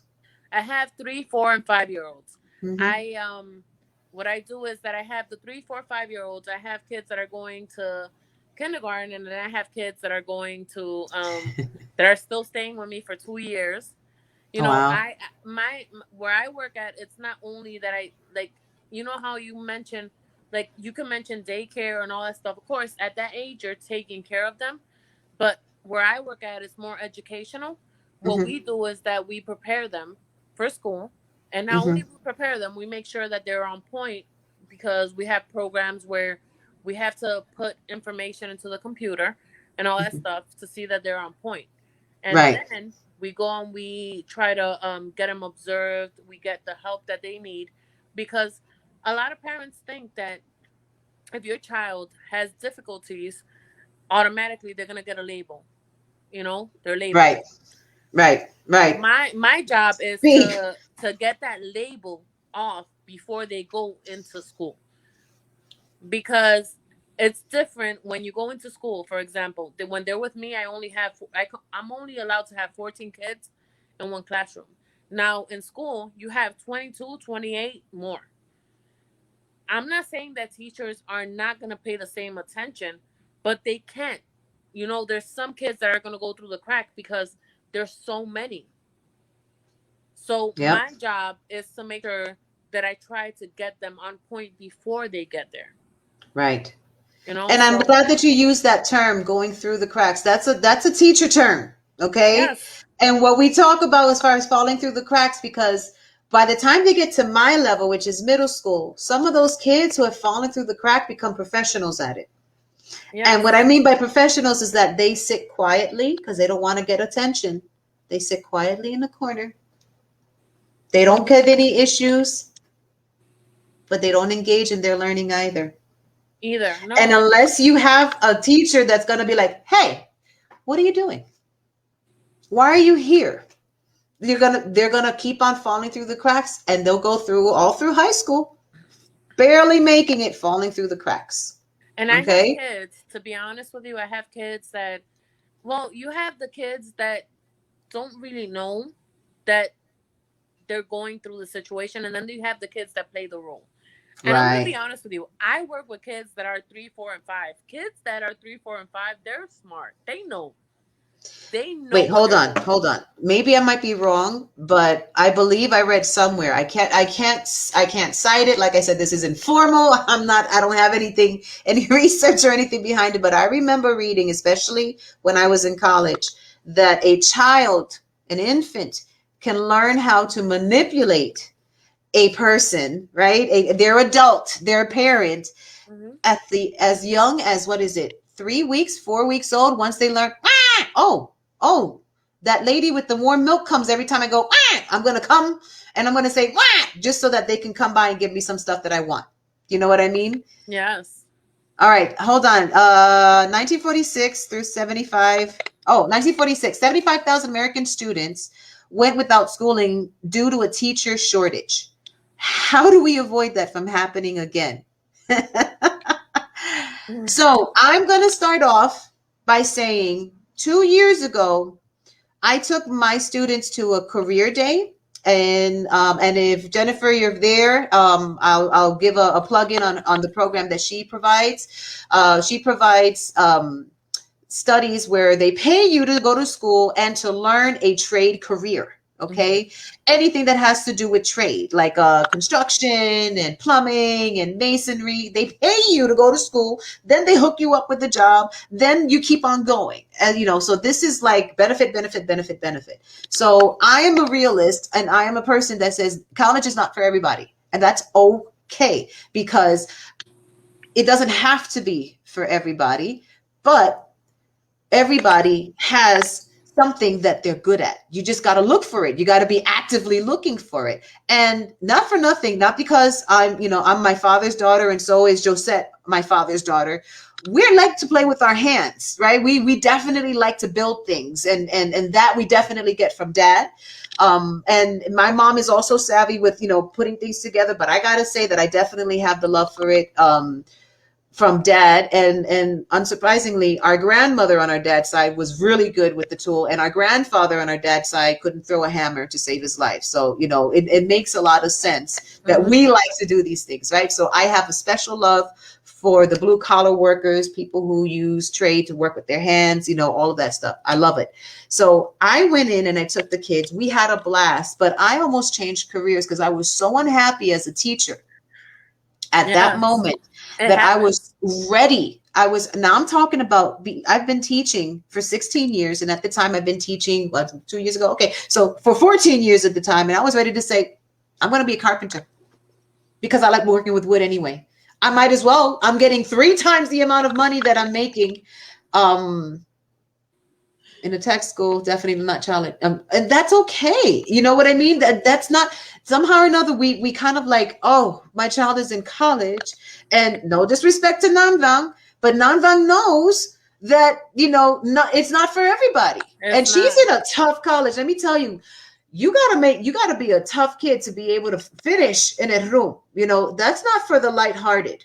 That's not the college session. Let me tell, in a room, I've seen a lot of kids who were used to being A students have a mental breakdown because they didn't expect the level of work behind what they were doing, and because it helps you build character as well. But you know what? So does tech school. So does, it all depends on what you're putting yourself to, where you're challenging yourself. You know what I mean? And so I definitely say that, how do we avoid the shortage of teachers? Maybe working more together as a team.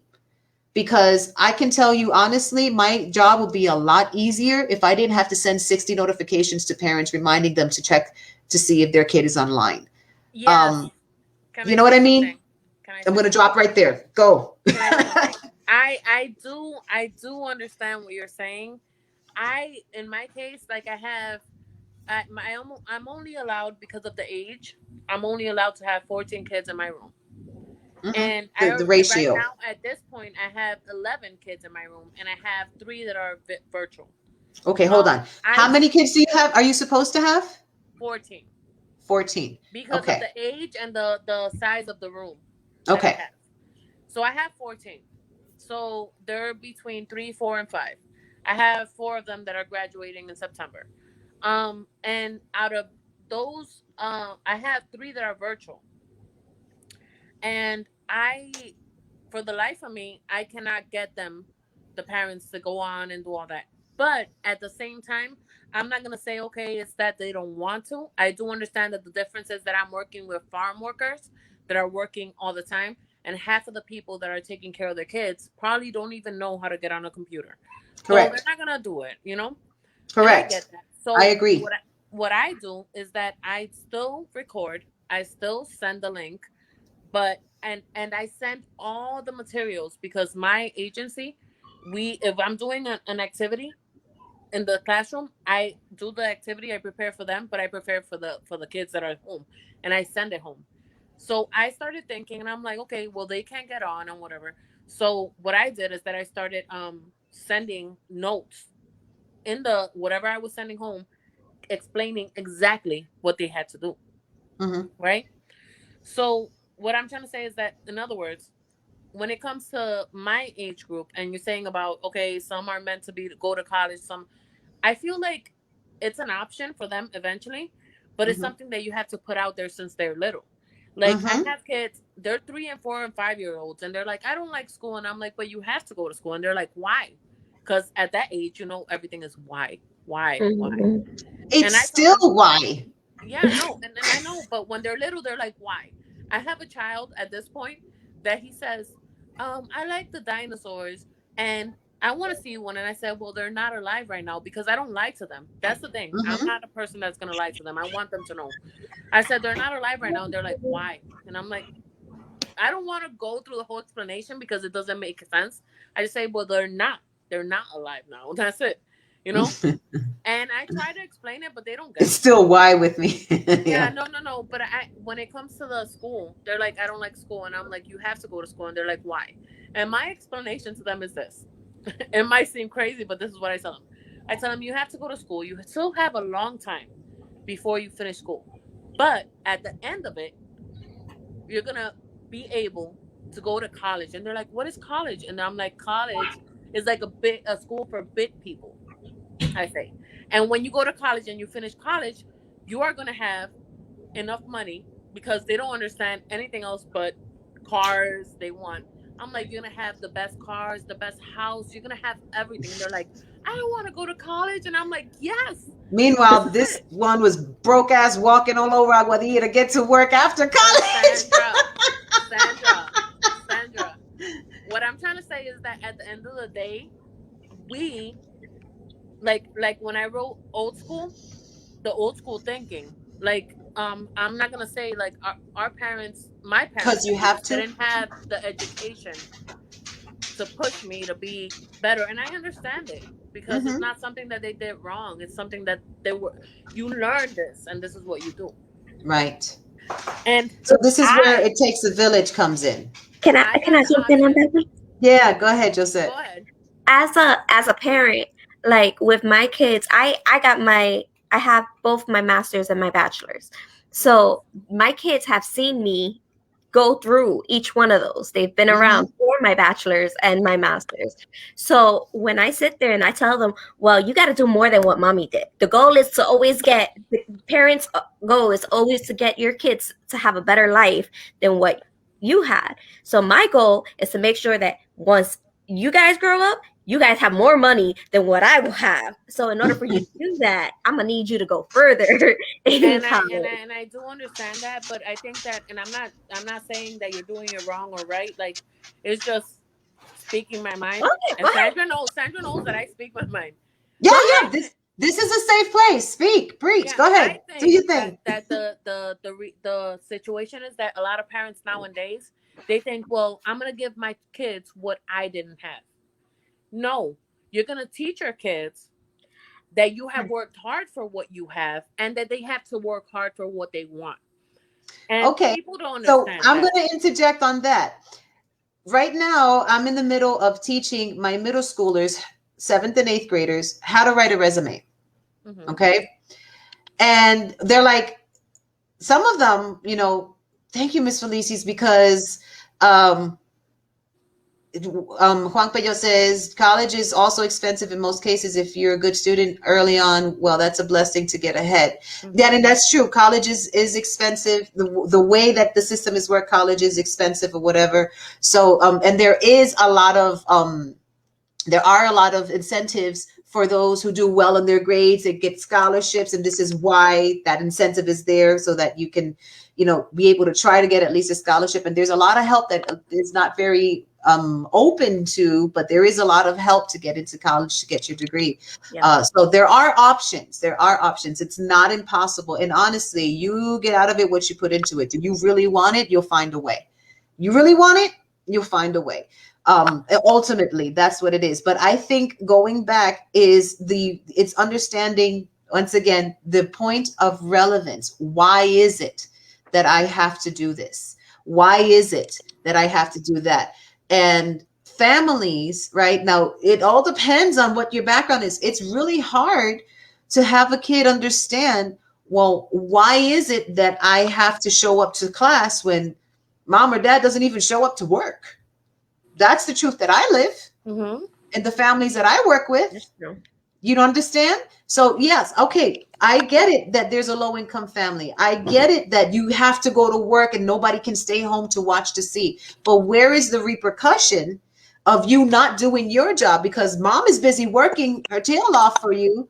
Why? And she's doing her job. Why aren't you doing yours? Where's the consistency? But that's where it comes early intervention.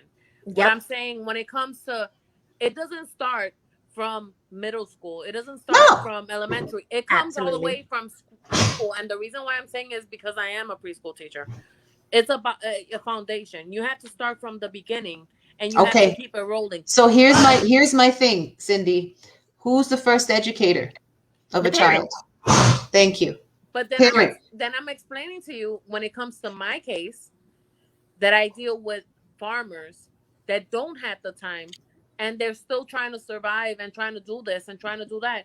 Now, in reality, preschool, like what I'm trying to say, I'm not saying that I'm better or I'm less. That's not what I'm explaining. Like at the end of the day, if we have a preschool teacher that is dedicated to what they have to Mm-hmm. do, and Mm-hmm. my kids, I send them to an elementary teacher that is as dedicated as I As that am, preschool teacher. and then Hopefully, that kid goes to a middle school teacher that is as dedicated as you are, and then they go to a high school. They're gonna get somewhere.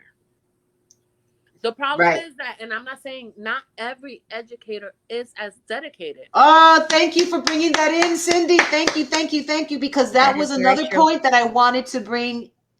Look, if there are anybody that's watching this right now that took class with me at university, okay? Saida, if you're watching, Samara, if you're watching, please, please, please speak your piece. They know for a fact that I have sent my classmates, mis compañeros de clase, in the middle of class. The professor is speaking and I'm taking class. And I had to stand up, turn around, and tell them either you get up and out of this classroom or you shut up. Because if this is what a joke to you, it's not to me. If you're here for the 15th and the 30th, which is common pay dates as a teacher in Puerto Rico, right? Now I just get paid once a month. Good luck. Budget what you got to do, and that's it. You know what I mean? Pero, but as you know, if you're only here for the paycheck and you're thinking that summers are paid and that, you're in the wrong profession. Change your major, but get out, because I'm dedicated to this. You see what I mean? And you hit the nail on the head. Not everybody is made for this, right? No. And like Joey says, teacher and educator are different beasts, right? You can call yourself a teacher, but are you really an educator? This is the difference that he's trying to make. He says it's like there's a difference between educators. Marissa, for Cindy, early intervention is definitely key, but for those kids who didn't get that intervention, how do we put them back on track? Is there a point of no return you've seen before? If you being a preschool teacher, you have a lot of power, so I'm very pleased to hear that you're so dedicated. So you got kudos, Cindy. Okay, That's I will Sabrina, tell by you. the way. I will tell you. I don't. I could answer that question to a certain extent, but the difference is that it's hard to answer it because once I have them and I do the work and I let them go, I practically, it's like when you have your kids and you raise them and you let them go into life. I let them go and I'm hoping for the best. You know what I'm saying? Nangbang, There's nothing I can do for them, but interject whenever. while they're with me, I just try to do my best. I have parents that But that's what teachers do. I I mean, have. ultimately, Nangbang, have you not seen this as a professor? Yes. You're working with adults. I find that teaching adults are a little difficult, especially when you have the adults that are not fresh out of high school, when you have the ones coming back, right? Now I can answer that question. The only way I can answer that question is this, right? If your child was in a preschool room and he wasn't acting up, or he was acting, let's say when it comes to behavior, he wasn't acting up, or he was doing good, the only thing you can do, because I've had parents do it to me, I've had kindergarten, first graders call me to where I'm at and say, hey, because when the kid was acting up, they're like, oh, well, they didn't act up in preschool. And they'd be like, oh, so, okay. So I have parents calling me afterwards and asking me, what did you difference? And I would explain. Okay, I'm gonna give you an example. I have one child. He used to act up. He used to throw tantrums. Nobody can deal with him. They send him to me because I am good with behaviors. So they send him to me. And I started looking at him and figuring out what was going on. What I figured out is that this child does not have behaviors. What happens to him is that there's kids that need more attention than others. So he will come up to me and tell me, this child was looking at me. As simple as that. And I had to sit with him and explain to him, as simple as that was, he's looking at you because he has eyes, and eyes are to look. And he's looking at you. Something simple. And he's like, oh, okay. And then it would be like, oh, well, they're bothering me. It was something that didn't make sense, but it made sense to that child. Not to anybody else, but to him it did. So I figured it out. And if he came and complained, instead of me being like, don't complain, that doesn't matter. What I would say is, okay, come to me. Oh, that child took your toy? Okay. Come here. You took his toy? If you want it, you need to ask for it. And when he's ready, he'll give it to you. And I had to explain everything, detailed. And then the tantrum will never happen. So when he goes to school and he's trying to complain because this is his personality, this is here, they're shutting him down. No, well, go. So then the mom is like that he didn't do it. So the teacher called me and said, well, that's what a good did you do teacher. different? What did you do that he didn't act up? And I explained, I said, there's kids that you just say, oh, no, don't worry about it. And they're okay. There's kids that you have to put the extra attention. Not everybody's the same. That's right. So then he got better. And then they called me and they're like, oh, thank you for the advice. You know, the thing is that you have to pay attention, like, to the details. You are programmed as a teacher that if you're working with preschoolers, this is what preschoolers do. No, not all of them do the same thing. Everybody's different, and you have to treat them as an individual. So you cannot, even if you're programmed and you're taught that this is what you're doing, everybody is different. And now, if you really want to do it as a teacher, if you're really like involved in this teaching, you have to make sure that you're treating everybody different. It's going to be super hard. It's going to be exhausting, but it's something that you have to do. This is what you signed up for. Exactly. You signed up for it. You signed up for it. Okay, so I wanted to. There was a question that's not even related to whatever it is. So I'll come back to it. How do you give individual attention to such a huge ratio? Nangbang, this is one of the questions that I have as possibly getting my master's so I can start working as teaching teachers. I'm really interested in teaching teachers. I definitely am interested in working in the English department and whatnot. How is it that you do it? Because I know that you guys by section, forget class, sections. So how many students on an average would you be teaching in one section? Just guesstimate. 30 in a 30. writing classroom, a writing course. Okay. Like I said, I have my 14 kids and I have them over from the 3 to 5, and then I graduate them to kindergarten. So I've had the experience as a high school secondary level teacher, and I have taught from 7th grade through 12th grade in one school year. That meant that I was teaching 7th grade, 8th grade, 9th grade, 10th grade, 11th grade, 12th grade. Okay. That meant that I had to plan for 7th grade, 8th grade, 9th grade, 10th grade, 11th grade, 12th grade. Okay. And all I said was, I'm preparing myself to be a professor, because I know of courses where you have 75 students in a class. Especially those online classes. And so I'm like, how do those professors do that and still give like 4 more sections? How do you do that? You know what I mean? So the volume, and that's where as a teacher, this is that ratio that we talk about. We want to take each and every one of them and give them the attention they deserve, that they paid for at university, in private schools, or you didn't pay for. It doesn't matter. You still deserve it, right? Because you're my student. You deserve 100% all the time. But I can't give you 100% if I have this mass amount of people to try to be able to care for and cater to. So I had the experience of 14, 15 students. I think my smallest group was about 16 students. And I was like, okay, this is a world of difference than 42 kids. smashed in the classroom, you know, with behavioral issues. And I say issues because they're not issues. They just don't know how to control themselves. You know, these are kids growing up.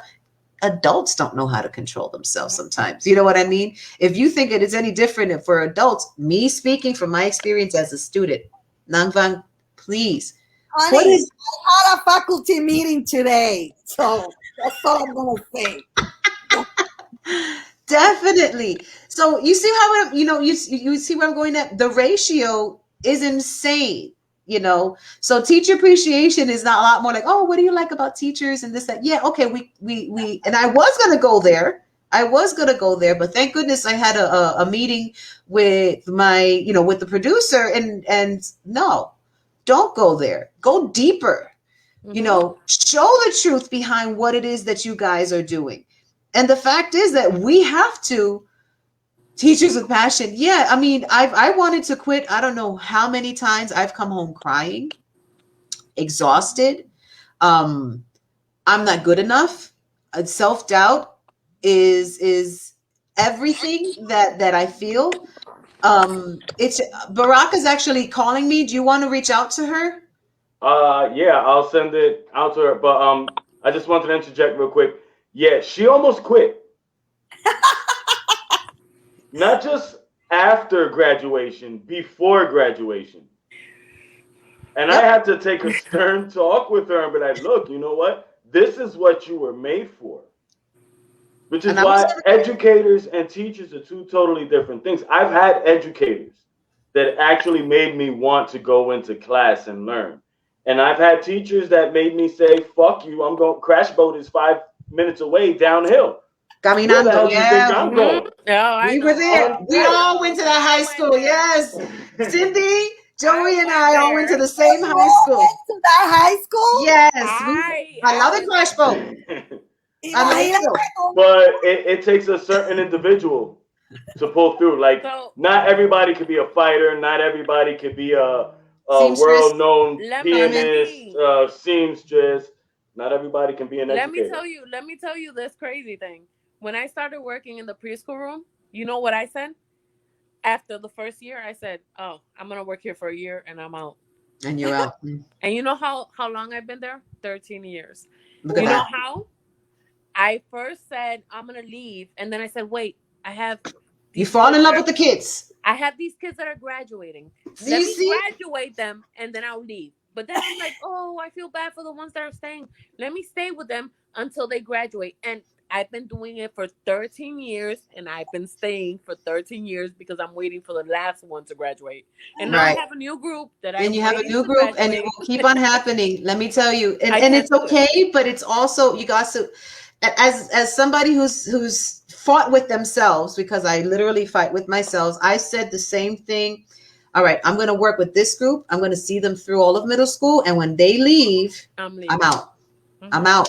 I'm not gonna fall in love with the other group. I'm not gonna learn about, and you always end up learning who these individual people are, because as a teacher, a lot of times it's really easy to just, especially when you have a demographic where behavior is an issue. I mean, let me tell you, Joey can tell you, there was 2 years where I'm like, I'm not a teacher, I'm a fucking bouncer. All I do is break up fights. I'm not a teacher. What am I supposed to be doing here? And I asked my students, what is the purpose of me being here if you don't want to learn? I'm telling you. And I do get it. We have those moments. And I was like, I am as real as gonna be. Why am I here? Sandra, if nobody here wants to learn. But let me finish. I had 3 students at the end of that, me going off, because I went off, I lost my cool, and I went off on my kids, and I was like, and they came in like, Miss Felices, I'm here. I want to learn. And I looked at them and I was like, I'm sorry. I made you think that you didn't count. That was my fault. And I apologize. Never be afraid to apologize to your children, your students, your spouse, because there is not one person that is perfect in all senses. You may think you're right at that moment, and when you realize that you're wrong, do the right thing and admit that you're wrong. It's okay. And when my students, and now they're leaving, that was one of the, well, I'm going to dedicate my time to you because after this I'm out. And no, I'm staying another year. I already signed the contract. Exactly. Now, what I'm trying to say is that when it comes to my school age, I'm not like, my school age is this. Okay, so I can't do it anymore. I used to be.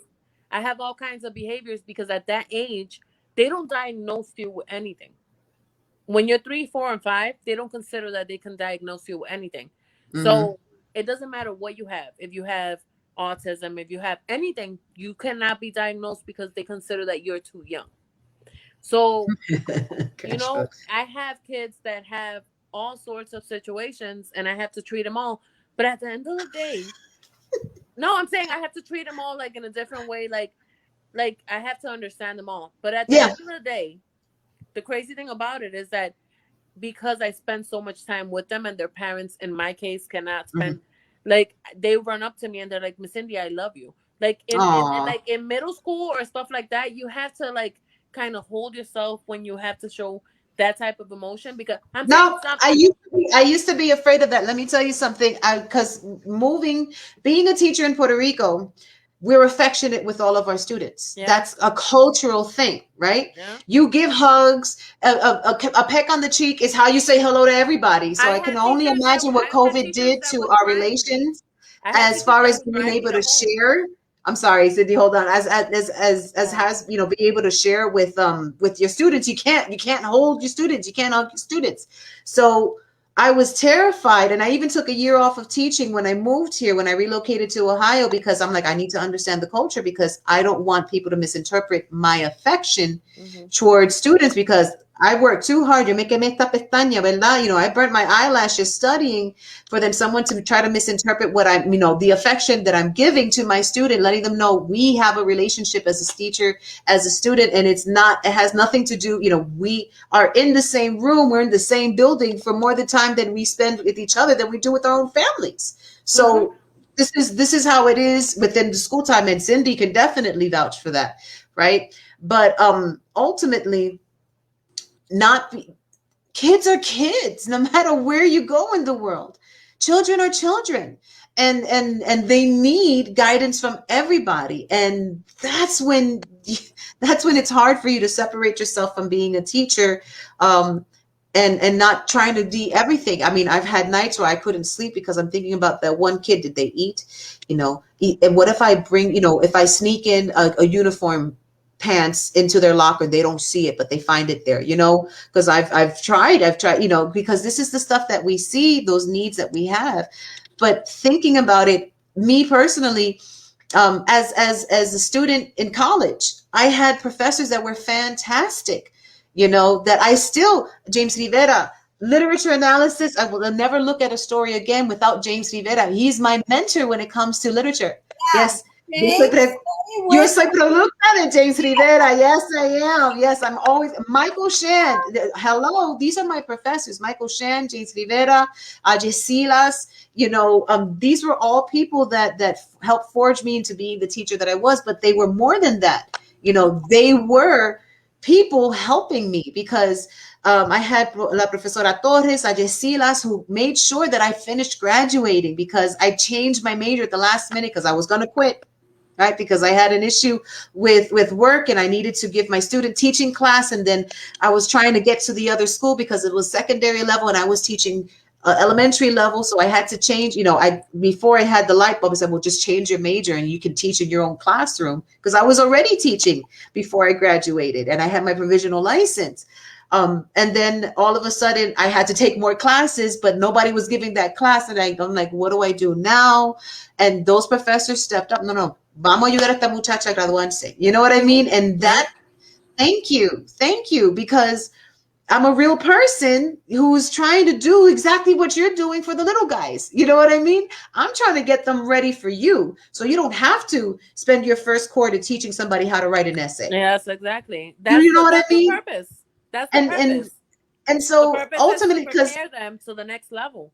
But and that's what it is, to prepare them, hope for the best. Now, I have to say, you know, there was a moment where we were talking about not everybody's built for this. And unfortunately, and those who were students who did not like school, me, okay, I was one of them. Yes, raise your hand. I Oh was wait, one of I them. didn't like school either. Uh-huh. Uh-huh. We didn't. We didn't like school.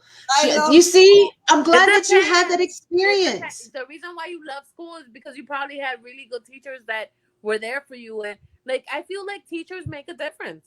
If Yeah. you go through the process and you have really good teachers that are there for you, like I want to go to the next level. I want to figure this out.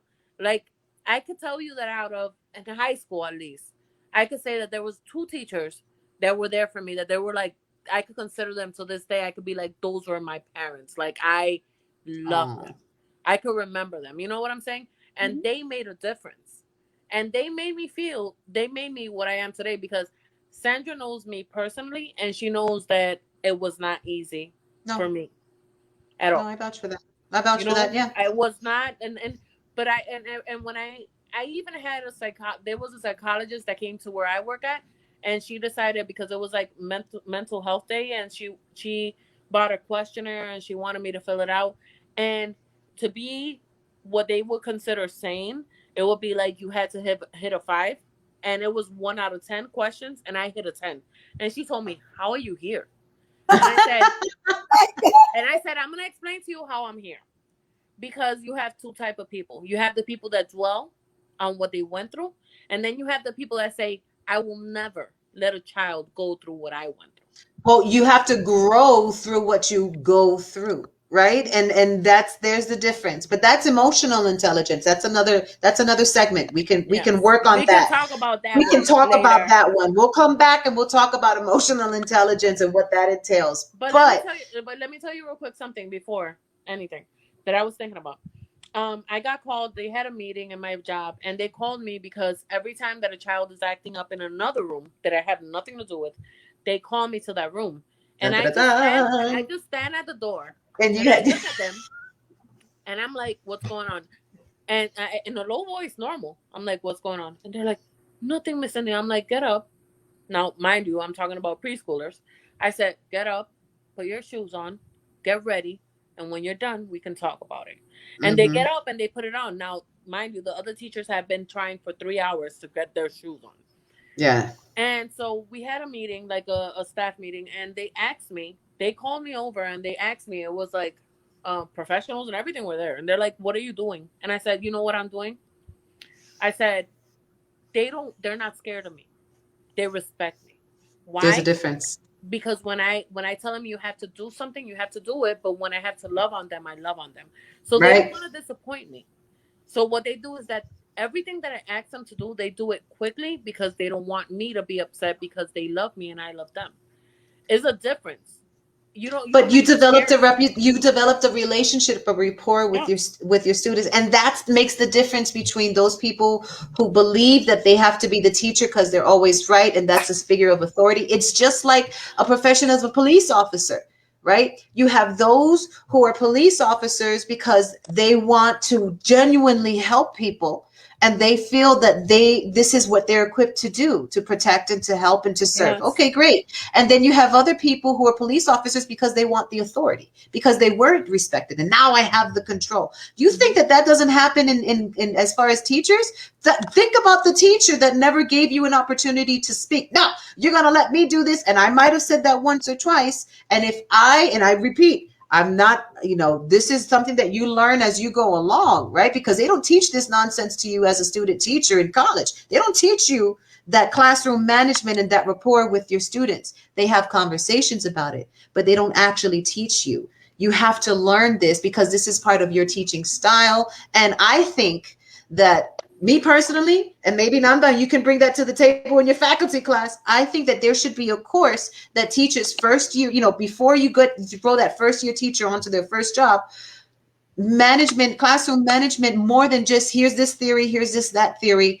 Well, let Put me it tell into practice. Let me tell you something. No book prepares you for the slap in the face that you get that first day of school. Ever. The first time in a classroom, You're never you could have been the best student. Hey, we got one more panelist. I'm so excited. Know all the theories, but no book prepares you for the real experience once you. And not only that, we have to put. Hold on. Let me introduce our new panelist, Baraka. She's also a teacher, another teacher here. Hi. Can you hear us, Baraka? Babe, can you hear us? I'm not sure if the connection is right. Yeah. As soon as... No? Okay. Mr. Producer Man, can you help us out with Baraka to make sure we have audio? Okay, thanks a lot. But yes, you were saying, no, you're absolutely right. Nobody prepared. There's no way that you can get prepared for it. It's something that you have to go through. But I still believe that maybe they can develop a program only for the first year teachers. Can you come back and share your experiences? A lecture, something that might be able to help. Now, I have a first year teacher that I was mentoring this year, right? And I'm like, and I mentored her, I held her hand, not like literally holding her hand, but I helped guided her, I helped reassure her. I tried to remember the things that I went through when I first went to the school, when I was first a teacher. And I try to always revisit that anxiety, that fear, that self-doubt, and just reassure her, you're fine, you're doing great. I'll help you with this particular family, this particular student, because I've been in the school for quite some time. So I'm like more learned teacher when it comes to certain groups and families and whatnot. But I try not to say, oh yeah, this is going to be an issue. This is like, no, well, last year it was this way, but maybe things change, because things do change, kids do grow. And especially in middle school, they go pop, pop, in 2 seconds, they just like Jekyll and Hyde. There's a completely different person. They grow 5 feet, it's just like, it's insane. So the change is severe, but ultimately when you have that person that is not dedicated, that's the one that does the damage to the person who will end up hating school for the rest of their lives, and they will never come back. And those are the ones that my husband was one of those who did not like to go back to school because he had bad experiences with teachers, with institutions. And it's not that he can't, because the man is, and he's smart. Hey, I think Baraka's back. It's just simply that he had those experiences, enough of those experiences to just push him away from even wanting to do it again. And so I try to avoid being that teacher. I want to be the teacher that I needed when I was in middle school, when I was in high school, and maybe what I believe he needed, you know what I mean? In order to fill that gap. There, I think I can hear Baraka now. Can you hear us, Baraka? Hello, hello. Can't hear her. Can't hear her. But okay. But I do want to. I do want to No, add that. give me 1 second, Cindy. I know. Give me 1 second. 1 second. Nanvang, you were about to say? Yeah, I'm exhausted. Go ahead. I appreciate you being here. Yes, thank you so much. We'll keep on talking. And nice to meet you all, Sydney. Same. Keep up the good work. I was about to say the same thing. I was about to just tell you guys that you're doing a great work. I was about to just end this on this note, because I have to like get ready to go to bed, because tomorrow's another day.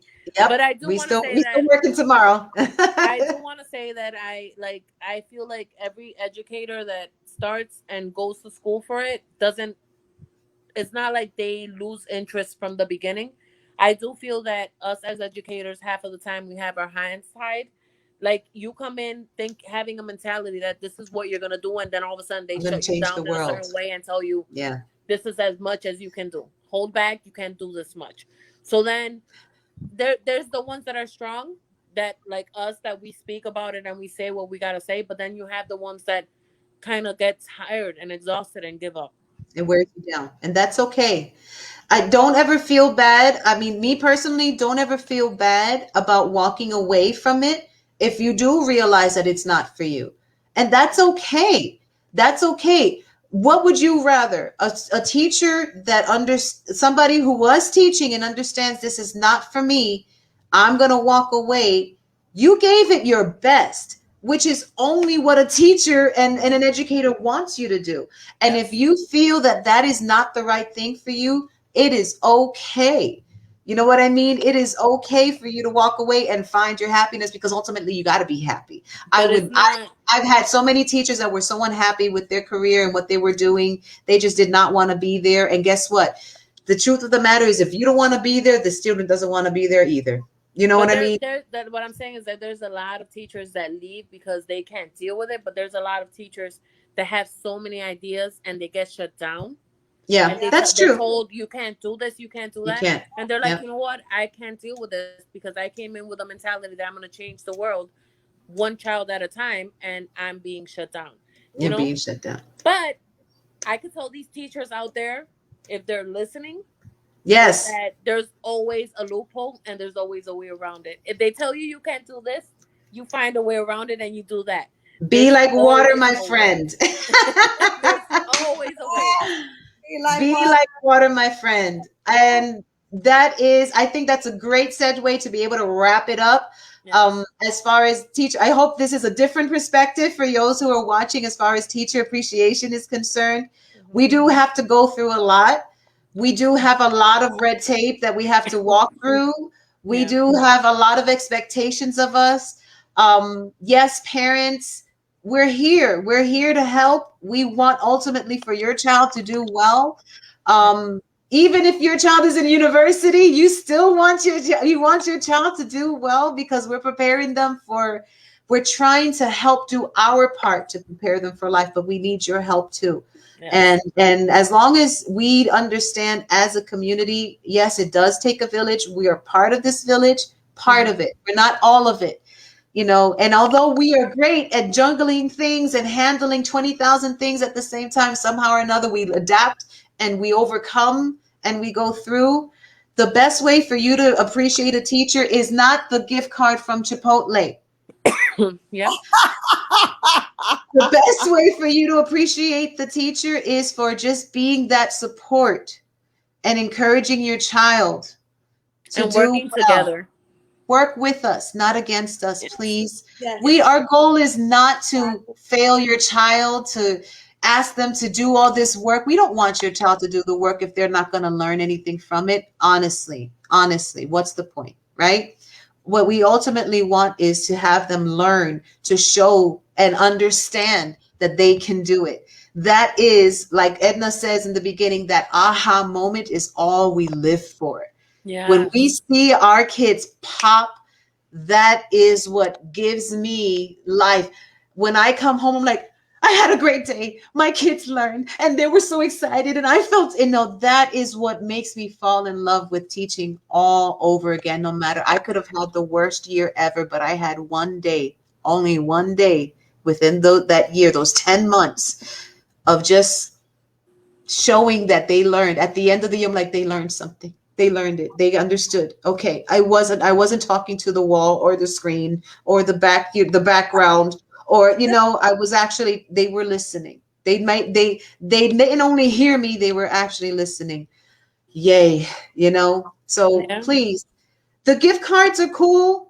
If you're gonna give a gift card to a teacher, make it something that they can use for the materials that we're gonna put right back into the classroom.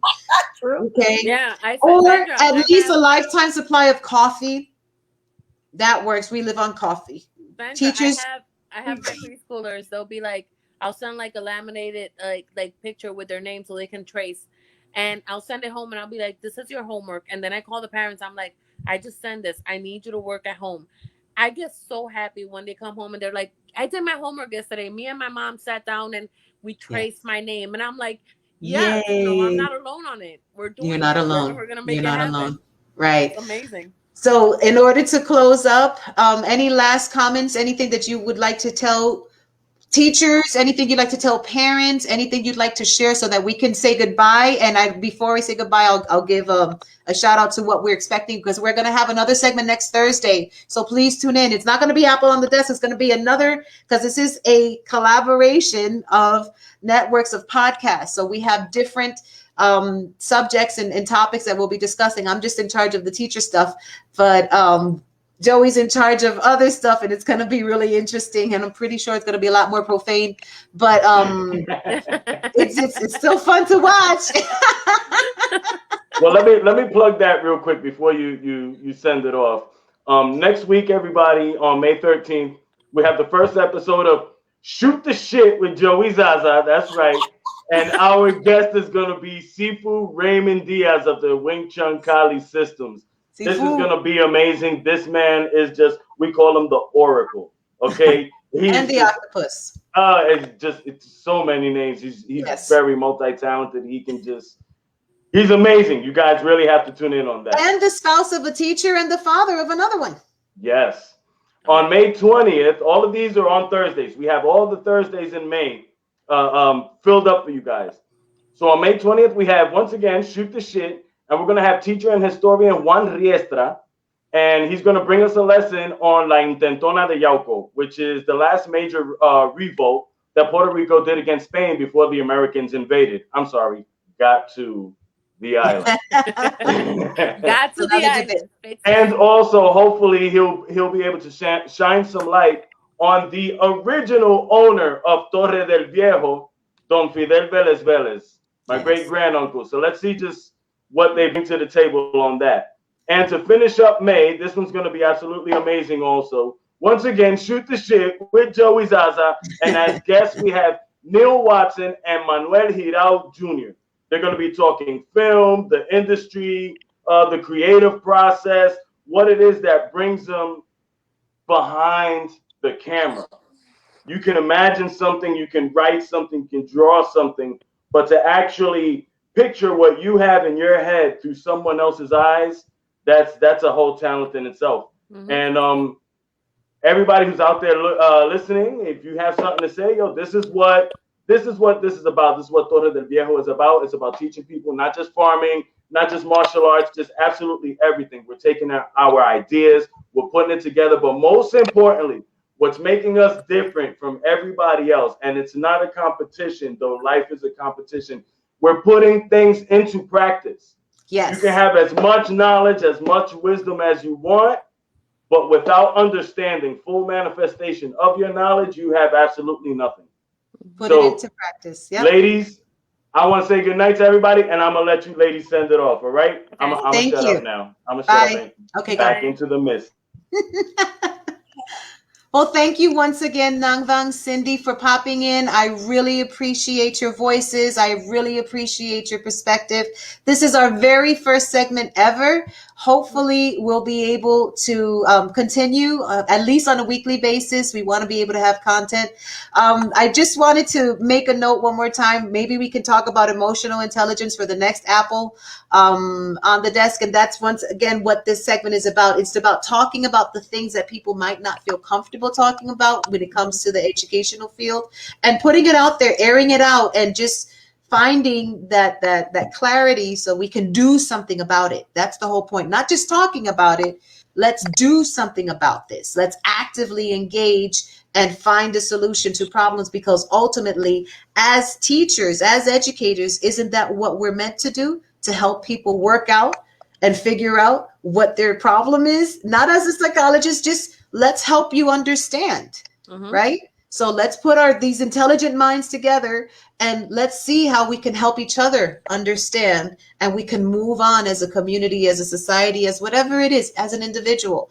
Take it whatever spectrum that you want to take it. So I really appreciate your participation. Thank you so much for staying in with us. I know how tired we all are, because I had a full day of work. I'm sure you had a full day of work. I'm sure you had a full day of work, and we still have another one tomorrow. Yeah.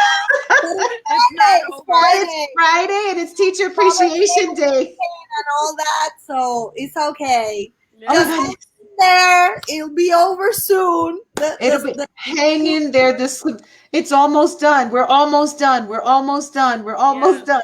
This almost is what there. happens with teachers, guys. If you're looking, this is what happens. Thursday, we're like, one more day. Friday.